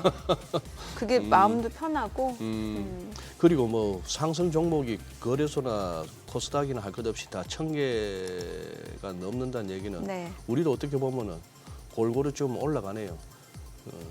아닌 게 아니라 대표님, 우리 또 여의도에 또 하나의 그 뭡니까 믿는 구석이 시장 전체적으로 PBR이 한 0.8 정도 오면은 이거는 눈 감고 매수 시점 아닙니까 역사적으로. 네, 늘 그래요. 최근에 우리가 거기까지 내려갔었잖아요. 그럼요. 네. 삼성전자도 1배, PBR 1배 전후에서는 늘 매수가, 바닥을 만들어 왔기 그렇죠. 때문에 또 네. 그때 정확히 자사주 또 대규모 자사주 매입을 발표를 했고요. 네. 네. 다 어느 정도 좀 자신감이 있으니까 더 들어간 거라고 또 해석할 수도 있겠죠. 네. 연말까지 조금 이제 좀 이렇게 공포감에서 좀 벗어나도 될까요? 그러니까 결론적으로는 사실 그렇게 짧게는 해석하기가 쉽지는 않지만 오히려 미국이 아까 말씀드린 대로 미국 그 지금 연말 쇼핑 시즌이 기대만큼 안 나와서 미국이 좀 쉬어가면 상대적으로 우리나라에 좀 더 낫지 않을까 저 개인적으로 그렇게 생각을 하고 있고요. 네. 아까 말씀드린 대로 오히려 지금 미국 시장이 좀 전반적으로 쉬어야 우리나라도 기회가 왜냐하면 모든 돈이 다 지금 미국에 미국으로, 그렇죠. 빨려 들어가 있지 않습니까? 사실 예. 수급이 모든 재료에 우선하기 때문에 결국은 이제 너무 우리나라도 지금 개인 투자자들이 다 미국으로 가고 계시잖아요. 네. 그래서 미국으로 갈 뿐만 아니라 코인 쪽으로 많이 가고 있습니다. 그렇긴 예, 하죠. 예. 네, 우리나라는 또 특히 워낙 또 화끈하게 투자들을 하시니까. 그러니까요. 예. 아니 근데 미국장이 쉬긴 쉴까요? 미국 뭐 경기도 좋고 지금 심리 지표도 좋고 네, 좋잖아요. 그래서 뭐 미국만 예외주의, 네. 미국 자국 우선주의 이러면은 또 달러 흐름도 그렇고. 맞습니다. 그래서 근데 제가 전에 한번 이게 대통령이 누가 되느냐보다는 장기 사이클이 오히려 이 강세장 여부 끝났는지 안 끝났는지는 예. 결정한다. 뭐 이런 말씀을 또 드렸었는데 그렇게 보면은 미국의 장기 그 흐름 중에 미국이 워낙 우상향이기 네네. 때문에 늘 오를 것 같은데 늘 올라왔습니다. 근데 중간중간에 쉬어가고 강세장과 약세장이 중간에 짧게 있고 강세장이 끝마무리되고 이런 게 있는데 통상적으로 이게 강세장이란 게 시작되고 3년차, 연차별로 놓고 보면 1차년, 2차년이 제일 세고요. 네. 사실 강세장이 시작되는 거는 그 전에 뭔가 조정을 받았다는 얘기잖아요. 그렇죠. 예. 그러니까 1, 2차년이 제일 세고 여기는 징크스가 3년차입니다. 네네. 3년차가 가장 강세장 중간에 쉬어가는 구간. 네. 그런데 잘 생각해 보시면 2022년 말을 바닥으로 해서 2023년, 2024년 올해까지 해서 두 해 연속 엄청난 미국장이 올랐지 않습니까? 네. 예. 내년이 3년 차 들어가는 해입니다. 아. 정확히 3년 차 징크스에 들어가는 예. 해라는 건데 차트를 보시면 이게 1950년도에 한 70여 년간의 강세장이 있었을 때 연도별로 첫 해, 뒤에 연차별로 평균적인 상승률이거든요. 첫 해가 36%, 두 번째가 15%, 세 번째가 2%로 상당히 쉬어갑니다. 그리고 그걸 잘 마무리하고 나서 강세장이 지속되면 그 다음에 다시 이제 4, 5년 차에 쭉 다시 우상향하는 모습을 보이는데요. 결론적으로는 내년도가 미국장은 좀 쉬어갈 수가 있겠다. 기본적으로 이 현재 이런 3년차 징크스가 이번에도 작동을 한다면, 근데 네. 두 개 년도가 워낙 많이 올랐기 때문에 미국장이 예. 충분히 쉬어갈 룸은 있다. 또 밸류에이션도 지금 엄청 비싸잖아요. 네, 네. 그런 측면에서 놓고는 쉬어갈 수도 있겠다 보고 있고요. 사실은 아까 우리가 놔두고 왔던 차트가 하나 있는데 네. 달러화입니다. 우리가 네. 지금 강달러에 다들 힘겨워하지 않습니까? 예. 이 강달러가 멈출 수 있다라는 게 IMF의 예측인 거거든요. 예. 이게 이제 차트를 보시면 기본적으로 환율이라는 것은 양국 간의 환율이라는 건 두 나라의 경제 성장이 어디가 더 좋으냐에 따라서 사실 갈 거잖아요. 경제 성장이 좋으면 당연히 환도 강해지고 그렇죠. 경제 성장이 떨어지면 환도 약세로 가고 뭐 그런 거지 않겠습니까? 우리 지금 원화가 미국 달러 대비 약세로 가는 이유는 미국이 경제 성장이 우리보다 높잖아요, 사실. 네. 네. 사실은 그래서 지금 보시면 미국의 달러 실질 그러니까 무역 거래 가중 환율인데 1970년대의 장기 차트인데 보면 이게 일정하지 않고 업앤다운이 한 10년 터울로 항상 있어 왔다. 오르고 내리고 항상 일정하지가 않다라는 거죠. 근데 지금 2010년 이후에 지금 사실은 2020년까지 달러와 강세가 갔다가 좀 사실은 코로나 이후에 멈췄어야 되는데 미국이 거기서 더 돈 쏟아부으면서 재성장을 하라는 바람에 네. 강달러가 더 지속이 된 거죠, 사실은. 이것이 이제 우측. 이전과 달리 보통은 뾰족해지면 그다음부터 쭉 내려와야 되는데 지금 다시 올라가고 있는 게 이제 이게 전 세계가 중앙은행장들이 그냥 다 골머리를 쌓고 있는 그런 이유다 보시면 좋을 것 같고 다만 그다음 기대할 수 있는 게 지금 보통 내년도나 내후년도로 갈수록 미국의 성장률보다는 나머지 세계의 성장률이 좀 더 세질 것 같다. 기본적으로 미국은 노미날, 그러니까 명목 경제 성장률 기준으로 한 3.9% 성장할 것 같은데 나머지 미국을 제한 전 세계는 한 5.5% 성장할 거다. 그러면 다른 세계가 더 많이 성장하다 보면 경제 비중이 미국이 줄어들 거잖아요. 그럼 보시면 앞에 거하고 똑같습니다. 이게 꼭지점이 올라가면 미국 경제가 더 많이 성장하는 거고 내려오면 세계가 더 많이 성장하는 건데 이후로 가면 내년 내후년으로 갈수록 미국을 제한 나머지의 경제 성장률이 더 높아질 것으로 지금 예측을 하고 있기 때문에 결국은 지금은 당장 강달러가 유지가 되지만 이후로 가면 결국은 강달러의 시대가 이제 끝나갈 가능성도 충분히 점점 다가오고 있기 때문에 그렇게 놓고 본다면 우리 결국은 미국 투자하시는 분들 입장에서는 이런 장기 그림도 꼭들 염두에 둘 필요. 지난 네. 10년간의 미국의 강달러와 왔던 미국의 장기 우상향, 강세장의 마무리 국면도 서서히 끝무렵에 오고 있는 것으로도 해석할 수 있겠다. 이렇게 말씀을 드리겠습니다. 네네. 그 또 가격을 결정하는 요소 중에 하나가 이제 공급하고 수요 측면. 이게 또 미국 증시가 강세를 보이는 요인 중에 하나라면서요. 예, 이건 좀 할 말이 많은 것 같습니다. 예. 이게 뭐냐면 왜냐하면 우리나라 입장에서 여기서 좀 뭔가 교훈을 얻었으면 좋겠다라는 건데요. 말도 많고 좀 탈도 많은데 결론적으로는 밸류업이 왜 필요한지를 미국이 보여줬다.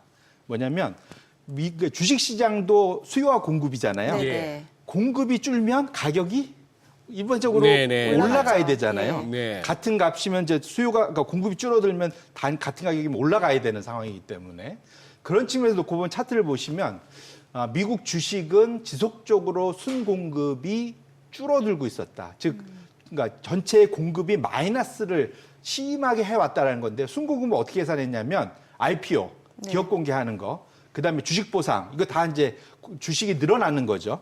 거기다 유상증자 주식이 늘어나는 거죠. 이것은 위로 공급이 늘어나는 공급이 거고. 늘어나는 요인이고. 네. 반면에 자사주 소각은 공급이 줄어드는 겁니다. 사서 없애버리는 예. 거니까. 두 개를 네팅했을 때 2010년 이후로 보면 지속적으로 순공급이 마이너스, 즉 순감이 되면서 예. 최근 3년을 보면 역대급으로 좀 많이 줄었기 때문에 미국 우선주의, 미국 주가 강세가 나홀로 나타난 이유가 결국은 주식의 공급이 줄었기 때문이다라고 네.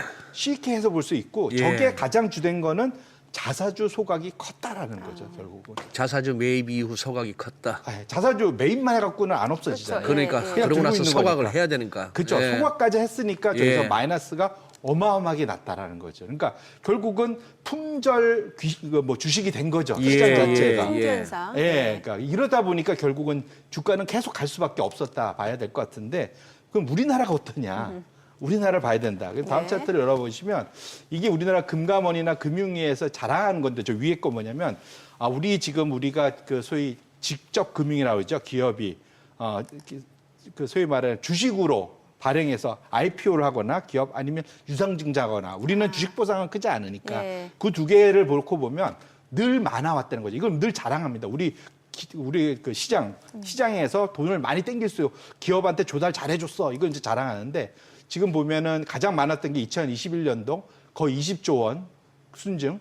그 다음에 22, 20년도 좀 줄긴 했는데 시장이 안 좋아지면서 기본적으로 하지만 그래도 그 공급이 17조 원, 18조 원 이렇게 많았다라는 거죠. 하지만 자사주 호각은 최근에 늘긴 했지만 2조 원, 3조 원, 5조 원 정도 수준. 네팅해 보면 시장의 공급이 여전히 무상향에서 늘어왔었다는 예. 거죠.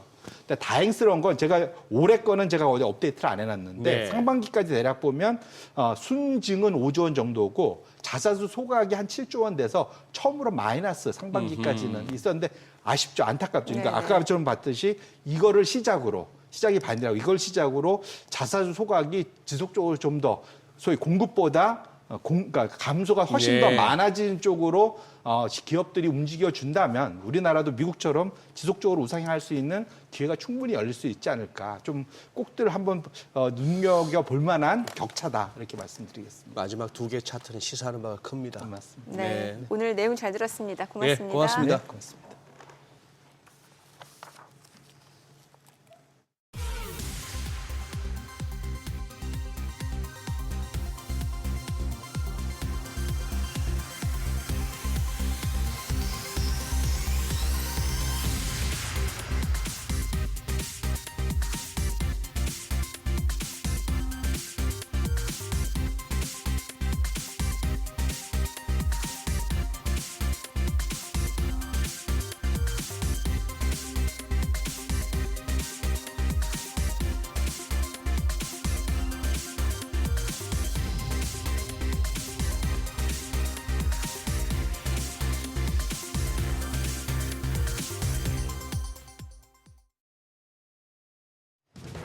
이 시각 시황입니다. 월요일부터 시장이 기분 좋은 흐름 보여주고 있습니다. 삼성전자와 알테오젠, 양시장 시총 1위 종목들이 밀어주면서 지수도 동반 상승 중인데요. 코스피가 0.91% 상승하면서 2,523선 가리키고 있습니다. 코스닥 같은 경우에 시가총액률이 알테오쟁 관련 루머가 진실이 아니란 증권가 보고서가 나오면서 오늘장에서 강하게 반등합니다. 1.69% 상승하면서 현재 688선 지나가고 있습니다. 수급 상황 보시죠. 유가증권 시장 오늘은 기관이 사고 개인과 외국인이 팝니다. 기관 602억 원 매수 우위 나타내고 있고요. 외국인은 지금 1억 원 매수 우위로 전환됐고 개인만 홀로 670억 원 매도 포지션 잡고 있습니다. 코스닥 시장도 함께 보시죠. 코스닥 시장에서는 오늘도 외국인과 기관 쌍끌이 매수세가 연출됩니다. 외국인이 93억 원 순매수하고 있고요. 기관도 22억 원 사자 포지션 취하고 있습니다. 개인만 홀로 135억 원 매도 우위 기록 중입니다. 등락률 상하위 업종 보겠습니다. 오늘 전기장비 업종 가장 강합니다. 더불어서 건강관리 기술과 생물공학 등 헬스케어 업종 상승폭도 큰 것으로 나타나고 있습니다. 반면 비철금속 그리고 우주항공과 국방, 손해보험 업종 하락폭이 큰 것으로 나타나고 있습니다. 그럼 시장을 주도하는 테마 종목별 시세 체크하시죠. 중국 관련주들이 시장 상승을 주도하고 있는데요. 중국 정부가 한국 일반 여권 소지자에게 적용 중인 무비자 입국 기간을 연장했던 소식이 전해졌기 때문입니다.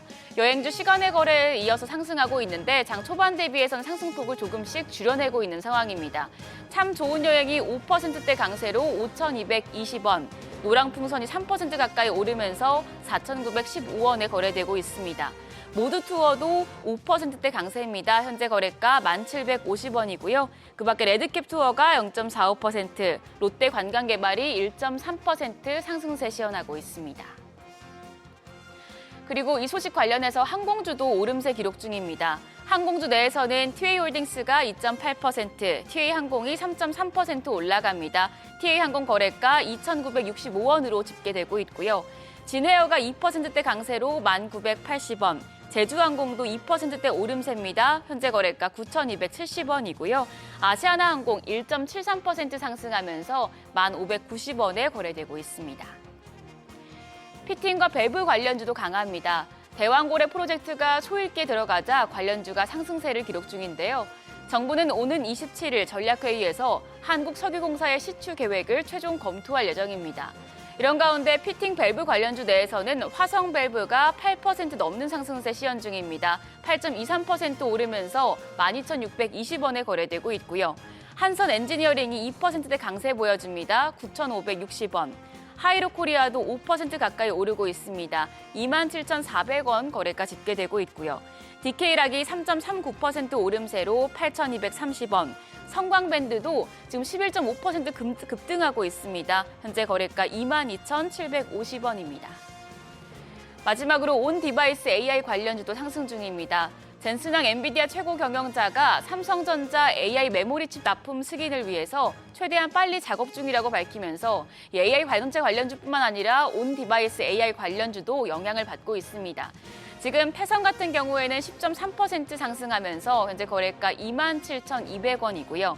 AD 테크놀로지도 5.75% 올라갑니다. 14,000원. 가온칩스가 4.69% 상승세 시현 중입니다. 33,450원에 거래되고 있고요. 에이펙트도 4% 가까이 오르고 있습니다. 2,355원. 그 밖에 리노공업도 4% 가까운 상승세로 현재 거래가 162,800원입니다. 지금까지 시장 상황 전해드렸습니다.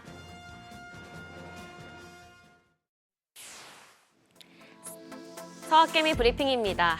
지난 한 주간 서학개미의 거래 내역 살펴보시죠. 먼저 5위는 아이온큐입니다. 아이온큐는 최근 엔비디아의 양자 처리 장치 플랫폼 쿠다큐를 활용해 하이브리드 양자 컴퓨팅 기술을 선보였는데요. 현재 엔비디아와 함께 반도체 처리 속도를 획기적으로 높이기 위한 양자 컴퓨팅 공동 개발에 나서고 있습니다. 이에 일각에선 이 협력 사업이 궤도에 올라가면 쿠다 AI 반도체 시스템 혁명이 올 것으로 분석하고 있는데요. 이처럼 밝은 전망에 주 초반 매수세가 거셌다가 주가가 너무 오르자 서학개미가 차익 실현에 나선 것으로 풀이됩니다. 4위는 엔비디아입니다. 매수 우위인데요. 지난주 시장의 기대를 한몸에 받았던 엔비디아의 실적 발표가 있었죠. 호실적을 내놓긴 했으나 투자자들을 만족시키지는 못했는데요. 그럼에도 전문가들은 엔비디아가 여전히 AI 시장에서 압도적인 지위를 구축하고 있다고 강조하고 있습니다. AI 가속기 시장 내 리더십과 기술 격차, 또 2025년에 있을 초과 수요 지속성 등 주가에 긍정적일 수 있는 여러 요인들 때문인데요. 이에 웨드부시 증권과 미즈호 등 투자은행들은 잇따라 목표 주가를 상향 조정했습니다. 마지막으로 2위와 1위 모두 테슬라 관련 종목입니다. 2위는 TSLL, 1위는 테슬라인데요. 트럼프 당선 이후 나날이 고공행진을 이어가고 있습니다. 특히 트럼프 2기 행정부가 자율주행 차량에 대한 규제를 완화할 것으로 전망되면서 주가 상승에 힘을 보탰는데요. 또한 유럽에서 전기차 판매량이 늘면서 테슬라의 유럽 판매도 급증했습니다. 9월과 10월 2달 동안 모두 5만 8천 대를 팔았는데 이는 전년 대비 11.6% 급증한 수치입니다. 이에 서학개미는 단기 급등에 따른 차익 실현을 노리고 TSLL은 매도 우위, 테슬라는 향후 더 성장할 가능성이 있다는 판단하에 매수한 것으로 분석됩니다. 이어서 월가에서 주목하는 뉴욕 증시 종목 리포트 살펴보겠습니다. 먼저 엔비디아입니다. 시티은행은 3분기 실적 발표에서 엔비디아가 이익률 하방 압력이 나타나긴 했지만 곧 저점에 도달하고 이내 반등할 거라고 언급했는데요. 블랙웰의 생산과 인도 증가세에 대한 기대감 덕분이라고 분석했습니다. 또 향후 추론 중심 기업과 로보틱스 분야에서 AI 프로세서 수요가 증가하면서 엔비디아가 수혜를 입을 것으로 판단했는데요. 이에 목표 주가를 $175로 상향 조정했으며 향후 주가가 더 상승할 종목으로도 선정했습니다. 다음으로 마이크로소프트입니다. 웨드부시 증권은 MS가 향후 M&A를 통해 AI 분야에 대한 시장 지위를 더욱 강화할 것이라고 분석했습니다. 현재 MS는 고객들이 자체적으로 AI 에이전트를 구축하고 활용처를 확대해 나가면서 경영 개선 효과가 나타나고 있는데요. 이 과정에서 MS는 에이전트 구축에 필요한 자원을 제공하고 있죠. 이를 통해 사이버 보안 요구를 충족하면서 사용자 생태계를 확대해 나가고 있습니다. MS의 이러한 전략이 향후 AI 플랫폼에 소프트웨어 스택을 확충하는 것으로 연결될 예정인데 결과적으로 이 스택을 확보하기 위해 적극적으로 M&A에 나설 것이란 분석입니다. 마지막으로 넷플릭스입니다. 곧 있으면 오징어 게임2가 개봉하죠. 이에 대한 기대감도 큰데 현재 넷플릭스는 스트리밍 분야에서도 활발히 나서고 있습니다. 최근 중계한 제이크 폴과 타이슨의 복싱 매치의 글로벌 시청자가 1억 명을 돌파하면서 역대 스포츠 경기 중 가장 많은 스트리밍 사용량을 기록했는데요. 이에 피보탈 리서치는 넷플릭스가 이 성공을 바탕으로 앞으로도 이벤트성 스포츠 생중계를 확대할 것으로 예상된다고 언급했습니다. 또한 꾸준한 가입자 증가세를 통해 잉여 현금 흐름 창출이 가속되고 있다고 강조했는데요. 이에 목표 주가를 기존 $925에서 $1,100로 상향 조정했는데 이는 현재 월가 최고치입니다. 지금까지 종목 리포트 살펴봤습니다.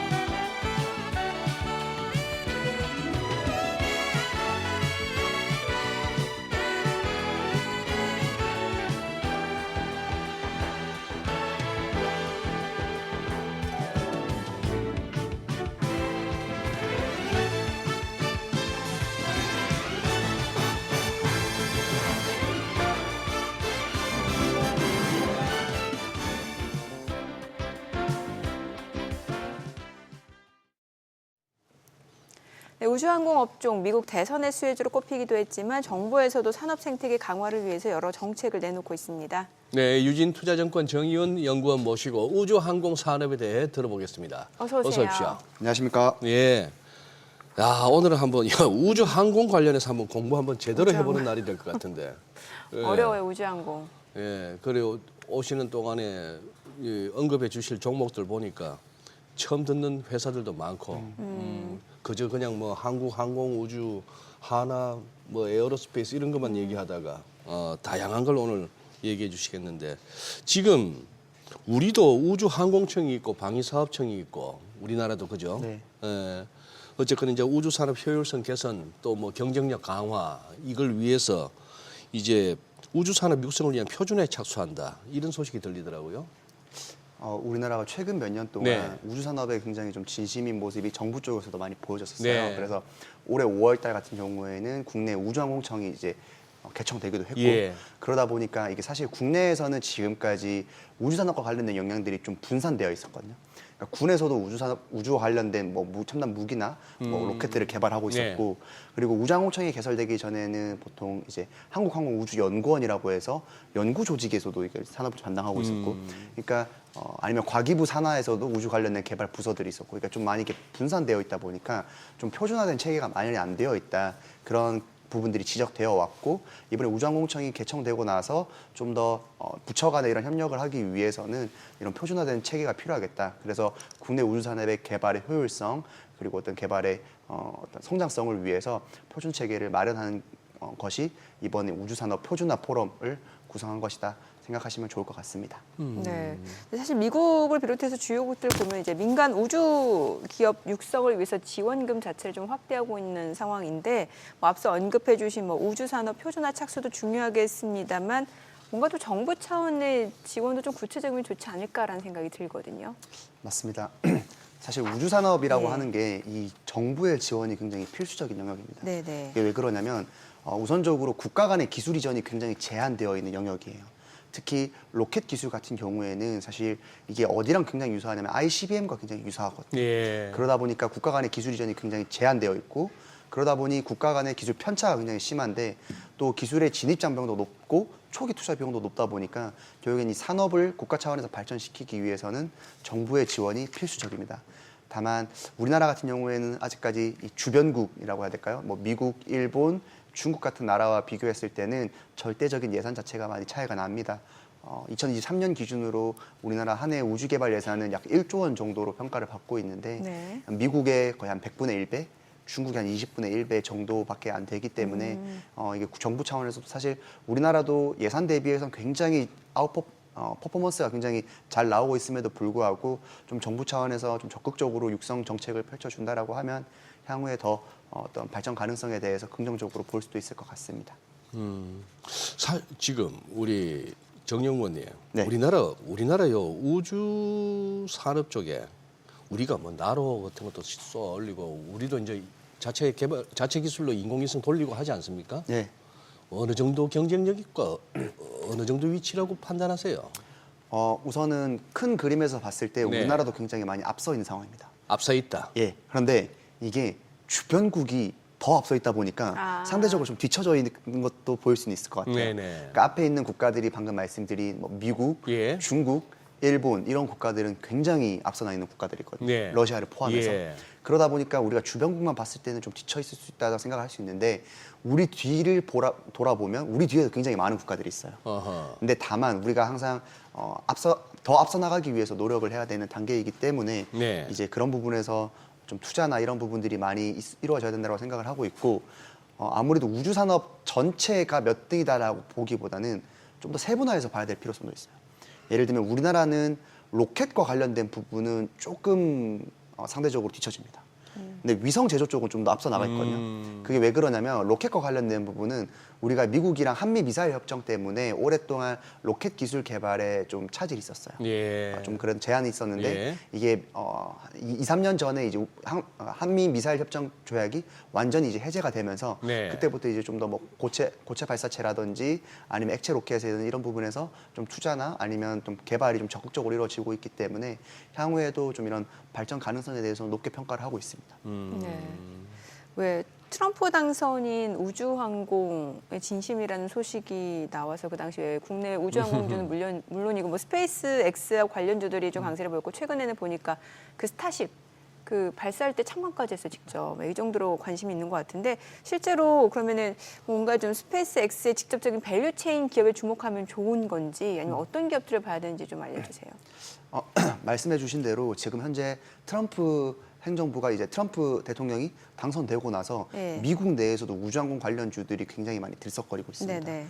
아무래도 트럼프 행정부가 1기 행정부일 때 자국의 우주 산업을 굉장히 세게 밀었었거든요. 그래서 1960년대 이제 인류가 달에 간 아폴로 프로젝트 이후에 60년, 70년 만에 다시 한번 달에 가는 아르테미스 프로젝트를 트럼프 행정부에서 추진하기도 했고 또 트럼프 대통령 같은 경우에는 자국의 우주군을 창설하기도 그랬죠. 했습니다. 네네. 그러다 네. 보니까 이제 우주 산업에서 굉장히 좀 진심이고 특히 일론 머스크가 이번에 트럼프 행정부에 올인을 하게 되면서 어떻게 보면 우주 산업을 이끌고 있는 민간 기업으로서의 스페이스X가 좀 주도적으로 사업을 영위해 나갈 것이다. 그래서 국내에서도 좀 관련주를 찾는 움직임이 많은데 사실 스페이스X와 직접적인 관련, 그러니까 굉장히 큰 연관이라기보다는 거기에 이제 원소재로 들어가는 HVM이나 아니면 국내에서 전반적 미국 우주 산업과 관련된 캔코 에어로스페이스 이런 기업들이 좀 관심을 받았던 것이 사실입니다. 또 미래에셋이 스페이스X의 지분에 이제 프리 IPO에서 좀 투자를 했던 부분도 있어서 미래에셋이요? 예, 그래서 벤처 관련해서 미래에셋 벤처 투자 뭐 이런 관련 종목들도 좀 움직임을 보였던 것도 사실입니다. 네. HBM 쪽은 어느 쪽이 움직인 거였어요? HVM 같은 경우에는 HVM. 이제 스페이스X가 결국엔 로켓을 만들기 위해서는 부품을 1차 벤더로부터 공급을 받아야 되는데 네. 그런 부품을 공급받는 벤더들에게 원소재를 공급을 하는 거죠. 이게 우주 같은 경우에는 굉장히 척박한 환경이잖아요. 네네. 이게 엄청 높은 온도까지 올라갔다가 낮은 온도까지 내려가는, 그러니까 굉장히 그런 척박한 환경이기 때문에 일반적인 철강 원소재로는 이렇게 감당이 안 되고 특수 철강이 결국엔 필요한데 그 특수 철강을 납품하는 회사다라고 생각하시면 될 것 같습니다. 지금 그 아주 옅은 연관 관계다 이렇게도 뭐 말씀을 하신 거지만 그래도 이 스페이스X하고 지금 관련주라고 묶을 만한 우리 기업들이 있을 거 아니에요? 스페이스X와 관련된 주라기보다는 국내에서 우주항공 산업에 관련 주라고 생각하시는 게 더 좋을 것 같아요. 국내에서 그러니까 직접적인 밸류체인은 찾기 쉽지 않네요. 직접적인 밸류체인은 찾기가 쉽지 않지만 이게 미국뿐만 아니라 지금 전 세계적으로 네네. 우주 산업과 관련된 네. 움직임이 굉장히 크게 일어나고 있거든요. 그래서 전 세계 주요 기관들도 우주 산업의 성장성을 굉장히 긍정적으로 볼 정도로 지금 전 세계적으로도 많은 화두가 되고 있고 뿐만 아니라 국내에서도 관련 주들이 움직임들이 좀 많이 있습니다. 특히 올해 5월 달에 우주항공청이 설립될 당시에도 좀 주가 네. 움직임이 있었고 예. 좀 조정을 받고 난 이후부터는 지금 현재 트럼프 이제 당선 이후에 미국에서 우주 산업에 좀 바람이 많이 불면서 이런 움직임들이 국내까지 좀 많이 좀 입김이 좀 벌어지고 있지 않나 이렇게 생각을 하고 있습니다. 야, 오늘 같은 날 우주항공 관련주 좀 올라주면 훨씬 좋은데 이왕이면. 근데 오를 때 또 사기는 좀 애매하잖아요. 그렇죠. 그러니까 미리미리 저희 앞서 나가는. 네. 그러니까 지금 이거 캔코 에어로스페이스 이걸 여쭤봐도 되나 이걸? 이거 이 종목이 자꾸 이렇게 우주 산업 관련해서는 자주 이렇게 회자되고 언급되던데 리포트에도 많이 나오고 뭐 어떤 회사입니까? 캔커 에어로스페이스의 사업 네. 부문을 먼저 말씀을 네, 드리면 네, 네. 항공기 창정비업을 일단 사업 부문에 있습니다. 그러니까 MRO 사업이라고 하는데 네. 이제 비행기를 고치거나 예. 정비를 하는 사업을 하는 게 사업 부문으로 하나가 있고 또 다른 사업 부문으로서 하나가 뭐냐면 미국의 2개의 자회사가 있어요. 미국의 2개의 자회사에서 원소재를 이제 가공을 합니다. 아까 말씀드린 제가 HVM도 국내에서 특수철강을 제조한다라고 말씀을 드렸잖아요. 그러니까 캔커 에어로스페이스도 미국에 있는 원소재 공급 업체입니다.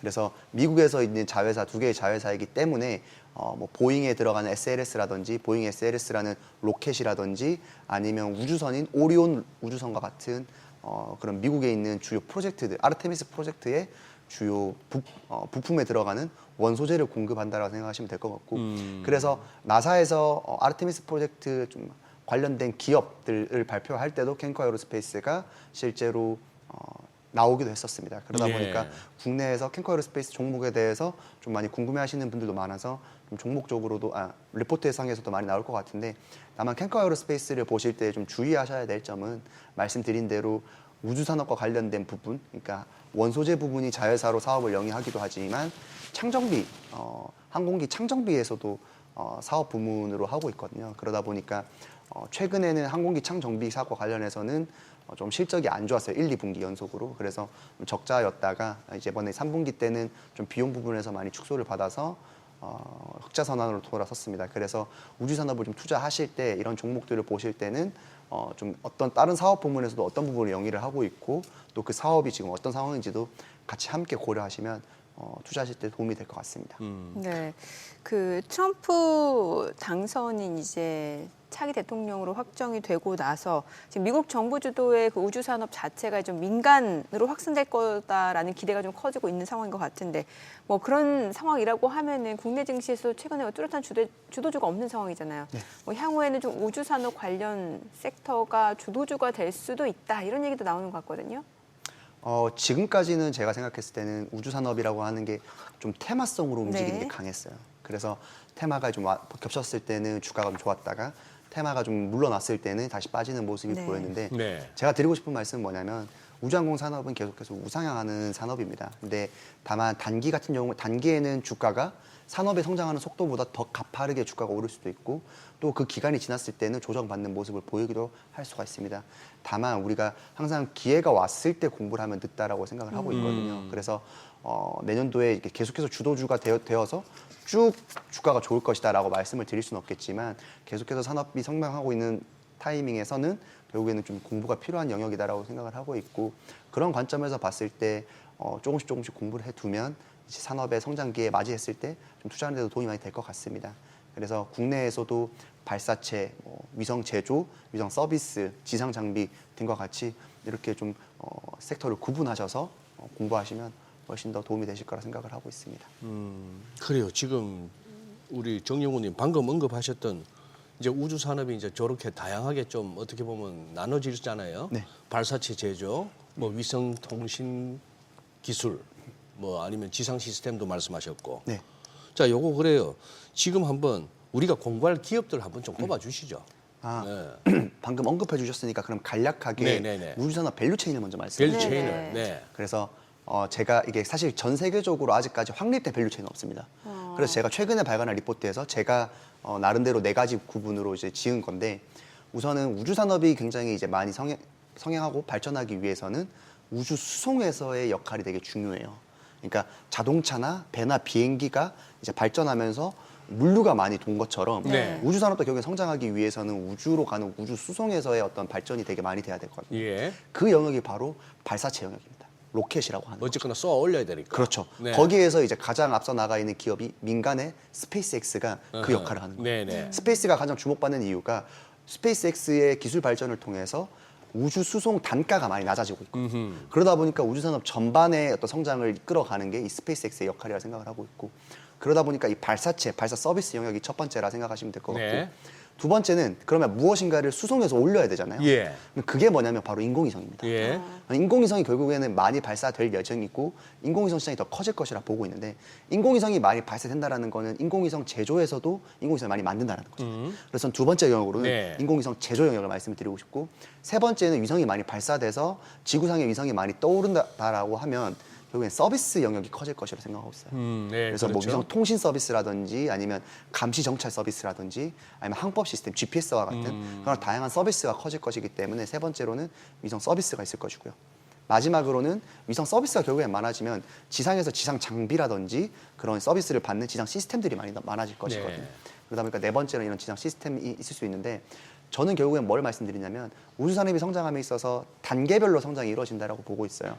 지금은 산업 발전의 초기 단계이기 때문에 좀 더 앞단에 있는 발사 서비스와 위성 제조 영역에서의 좀 두각이 많이 날 것으로 보고 있고 그 영역에서 국내 관련주로 봤을 때는 위성 제조 쪽에서는 세트레가이, 하나시스템, 카이 이런 기업들이 될 수 있고 또 발사체 쪽에서는 하나에어로스페이스 그리고 아까 전에 말씀드린 HVM 같은 종목들이 있을 수 있을 것 같습니다. 그래서 관련주로 발사체 관련주로는 하나에어로스페이스 혹은 미국의 로켓랩 같은 기업이 투자하실 수 있는 주식 종목이고요. 그리고 위성 제조와 관련된 부분에서는 세트레가이 말씀을 드리고 있습니다. 네. 제가 참 이쪽 섹터에서 무식함이 탄로나는 게 앞서 HVM 말씀 주셨잖아요. 네. 저는 그걸 잘못 들어서 HBM으로 들어가지고 이게 우주항공 산업에도 이게 HBM이 들어가는구나 이렇게 생각을 했는데 그게 아니라 HVM이라는 VM입니다. 회사에서. 네. 근데 이제 스무스하게 넘어가서는 사실 가만히 있었는데 그 HVM도 뭐라고요? 발사체 관련주요? 네, 이제 원소재 들어가는 거죠. 원소재? 예, 그러니까 특수 철강. 특수철. 로켓을 만들려면 철강으로 만들잖아요. 네. 근데 이게 되게 좋은 철강으로 만들어야 되고 너무 뜨거우니까 녹으면 안 되잖아요. 그래서 얘네가 우주로 올라갈 때 실제로 3,500도까지 올라가요. 네. 이렇게 연소실에서. 근데 철이 녹는 온도가 1,700도거든요.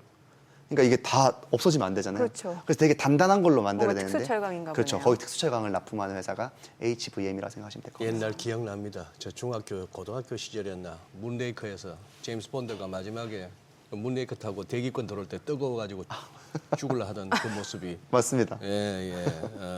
이렇게 하면 다시는 이제 잊지 못하는 거죠. HVM. 어떤 기업인지. 예.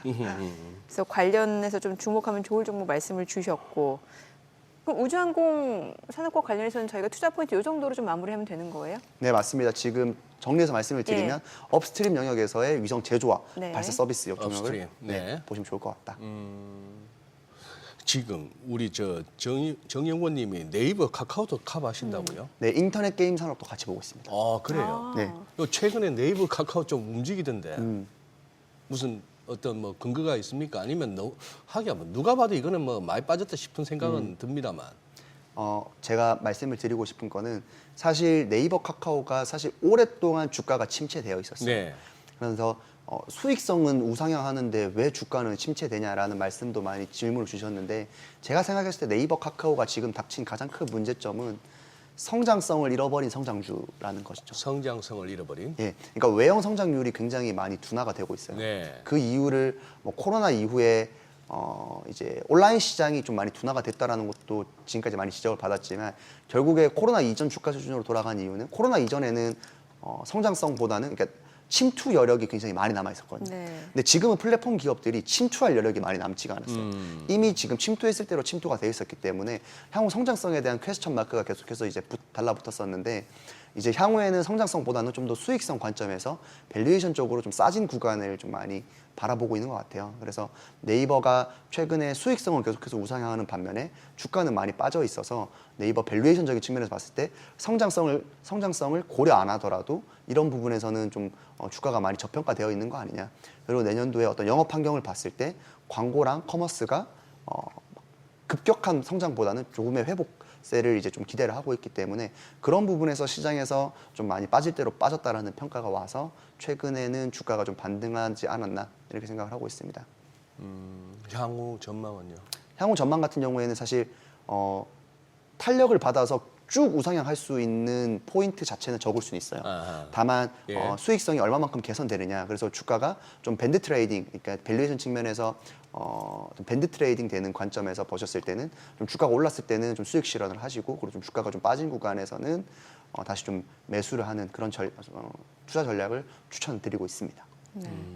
혹시 그 네이버 검색 요즘도 많이 쓰나요? 이게 아무래도 포털 점유율이 네이버가 좀 많이 구글의 점유율을 뺏기고 있다라는 그러니까요. 지적들을 많이 받았었거든요. 그러다 보니까 네이버가 가장 고민했던 게 뭐냐면 광고 상품도 그렇고 지면 확대에 대한 고민도 있었고요. 예. 그리고 트래픽을 어떻게 늘리지라는 거에 대한 고민이 굉장히 많았어요. 네네. 그래서 네이버가 지난해 올해 연초부터 그 네이버 홈 메인 화면을 이제 바꿨어요. 네. 피드 형태로. 네네. 그러니까 이렇게 내려가면서 컨텐츠를 많이 볼 수 있는 맞아요. 피드 형태로 바뀌었어요. 바꾸면서 거기에서 트래픽이 좀 꽤 많이 늘어났습니다. 그래서 광고 실적이라든지 특히 디스플레이 광고 매출과 같은 그런 실적들이 많이 늘었고 커머스에서도 좀 더 자기네들 브랜드 스토어나 스마트 스토어에 대한 좀 메리트를 많이 강화하면서 좀 그런 부분에서 거래액 성장률을 뛰어넘는 매출액 성장률을 지금 많이 보여주고 있습니다. 전 요즘 검색은 챗GPT 네. 쓰니까 혹시 그쪽으로 좀 많이 뺏기지 않을까라는 생각이 들어서요. 실제로 그 부분이 사실 제일 우려되는 부분이기도 하기 때문에 오히려 네이버 쪽에서는 그런 검색으로서의 좀 많이 밀리는 부분을 보완하기 위해서 좀 그런 컨텐츠적인 요소들을 좀 네이버 피드 쪽에 많이 배치를 하면서 사람들로 하여금 좀 더 트래픽을 많이 유지시키는, 리텐션 시키는 좀 장치로 많이 활용을 하고 있는 것 같습니다. 네. 어쨌거나 이게 좀 뭐랄까 이 글로벌 기업이라는 성격을 갖춰야 이게 소위 말하는 그 성장성에 그러니까요. 폭발적인 어떤 평가를 받을 수 있을 텐데 그 부분은 아무래도 한계가 느껴져요. 아무래도 과거에는 주가가 좋을 때는 이 다음 스텝으로서 글로벌 시장을 많이 이게 타겟을 했었는데 네. 최근에는 사실 글로벌에서는 많이 이렇게 좀 위축된 모습을 보여서 단기에 그런 부분을 기대하기는 좀 어려울 것 같습니다. 네, 오늘 내용 잘 들었습니다. 그래요, 고맙습니다. 감사합니다. 오늘 시장 흐름은 좋습니다. 양시장 특히 코스닥이 지금 많이 올라가네요. 1.87% 거의 오늘 2%대 지수 네, 상승 나오겠네요. 코스피도 2,524포인트. 네, 이유는 뭐냐? 내가 산다 하고 있네요, 외국인이. 현물 선물할 것 없이 당신들이 거기서 막 2시간 내내 떠들어봐야 다 필요 없고 우리가 사면 올라가고 우리가 팔면 네, 빠진다 네. 이러고 있네요. 네, 자, 저희 방송 중에 전해드린 내용과 관련해서 모든 투자 판단의 책임은 투자자분들께 있다는 점 알려드립니다. 네, 세상의 모든 돈 되는 정보 재테크 노하우 머니쇼. 오늘은 여기서 인사드리겠습니다. 여러분의 모든 경제 SBS 비즈가 함께하겠습니다. 저희는 내일 오전 8시에 찾아뵙겠습니다. 고맙습니다.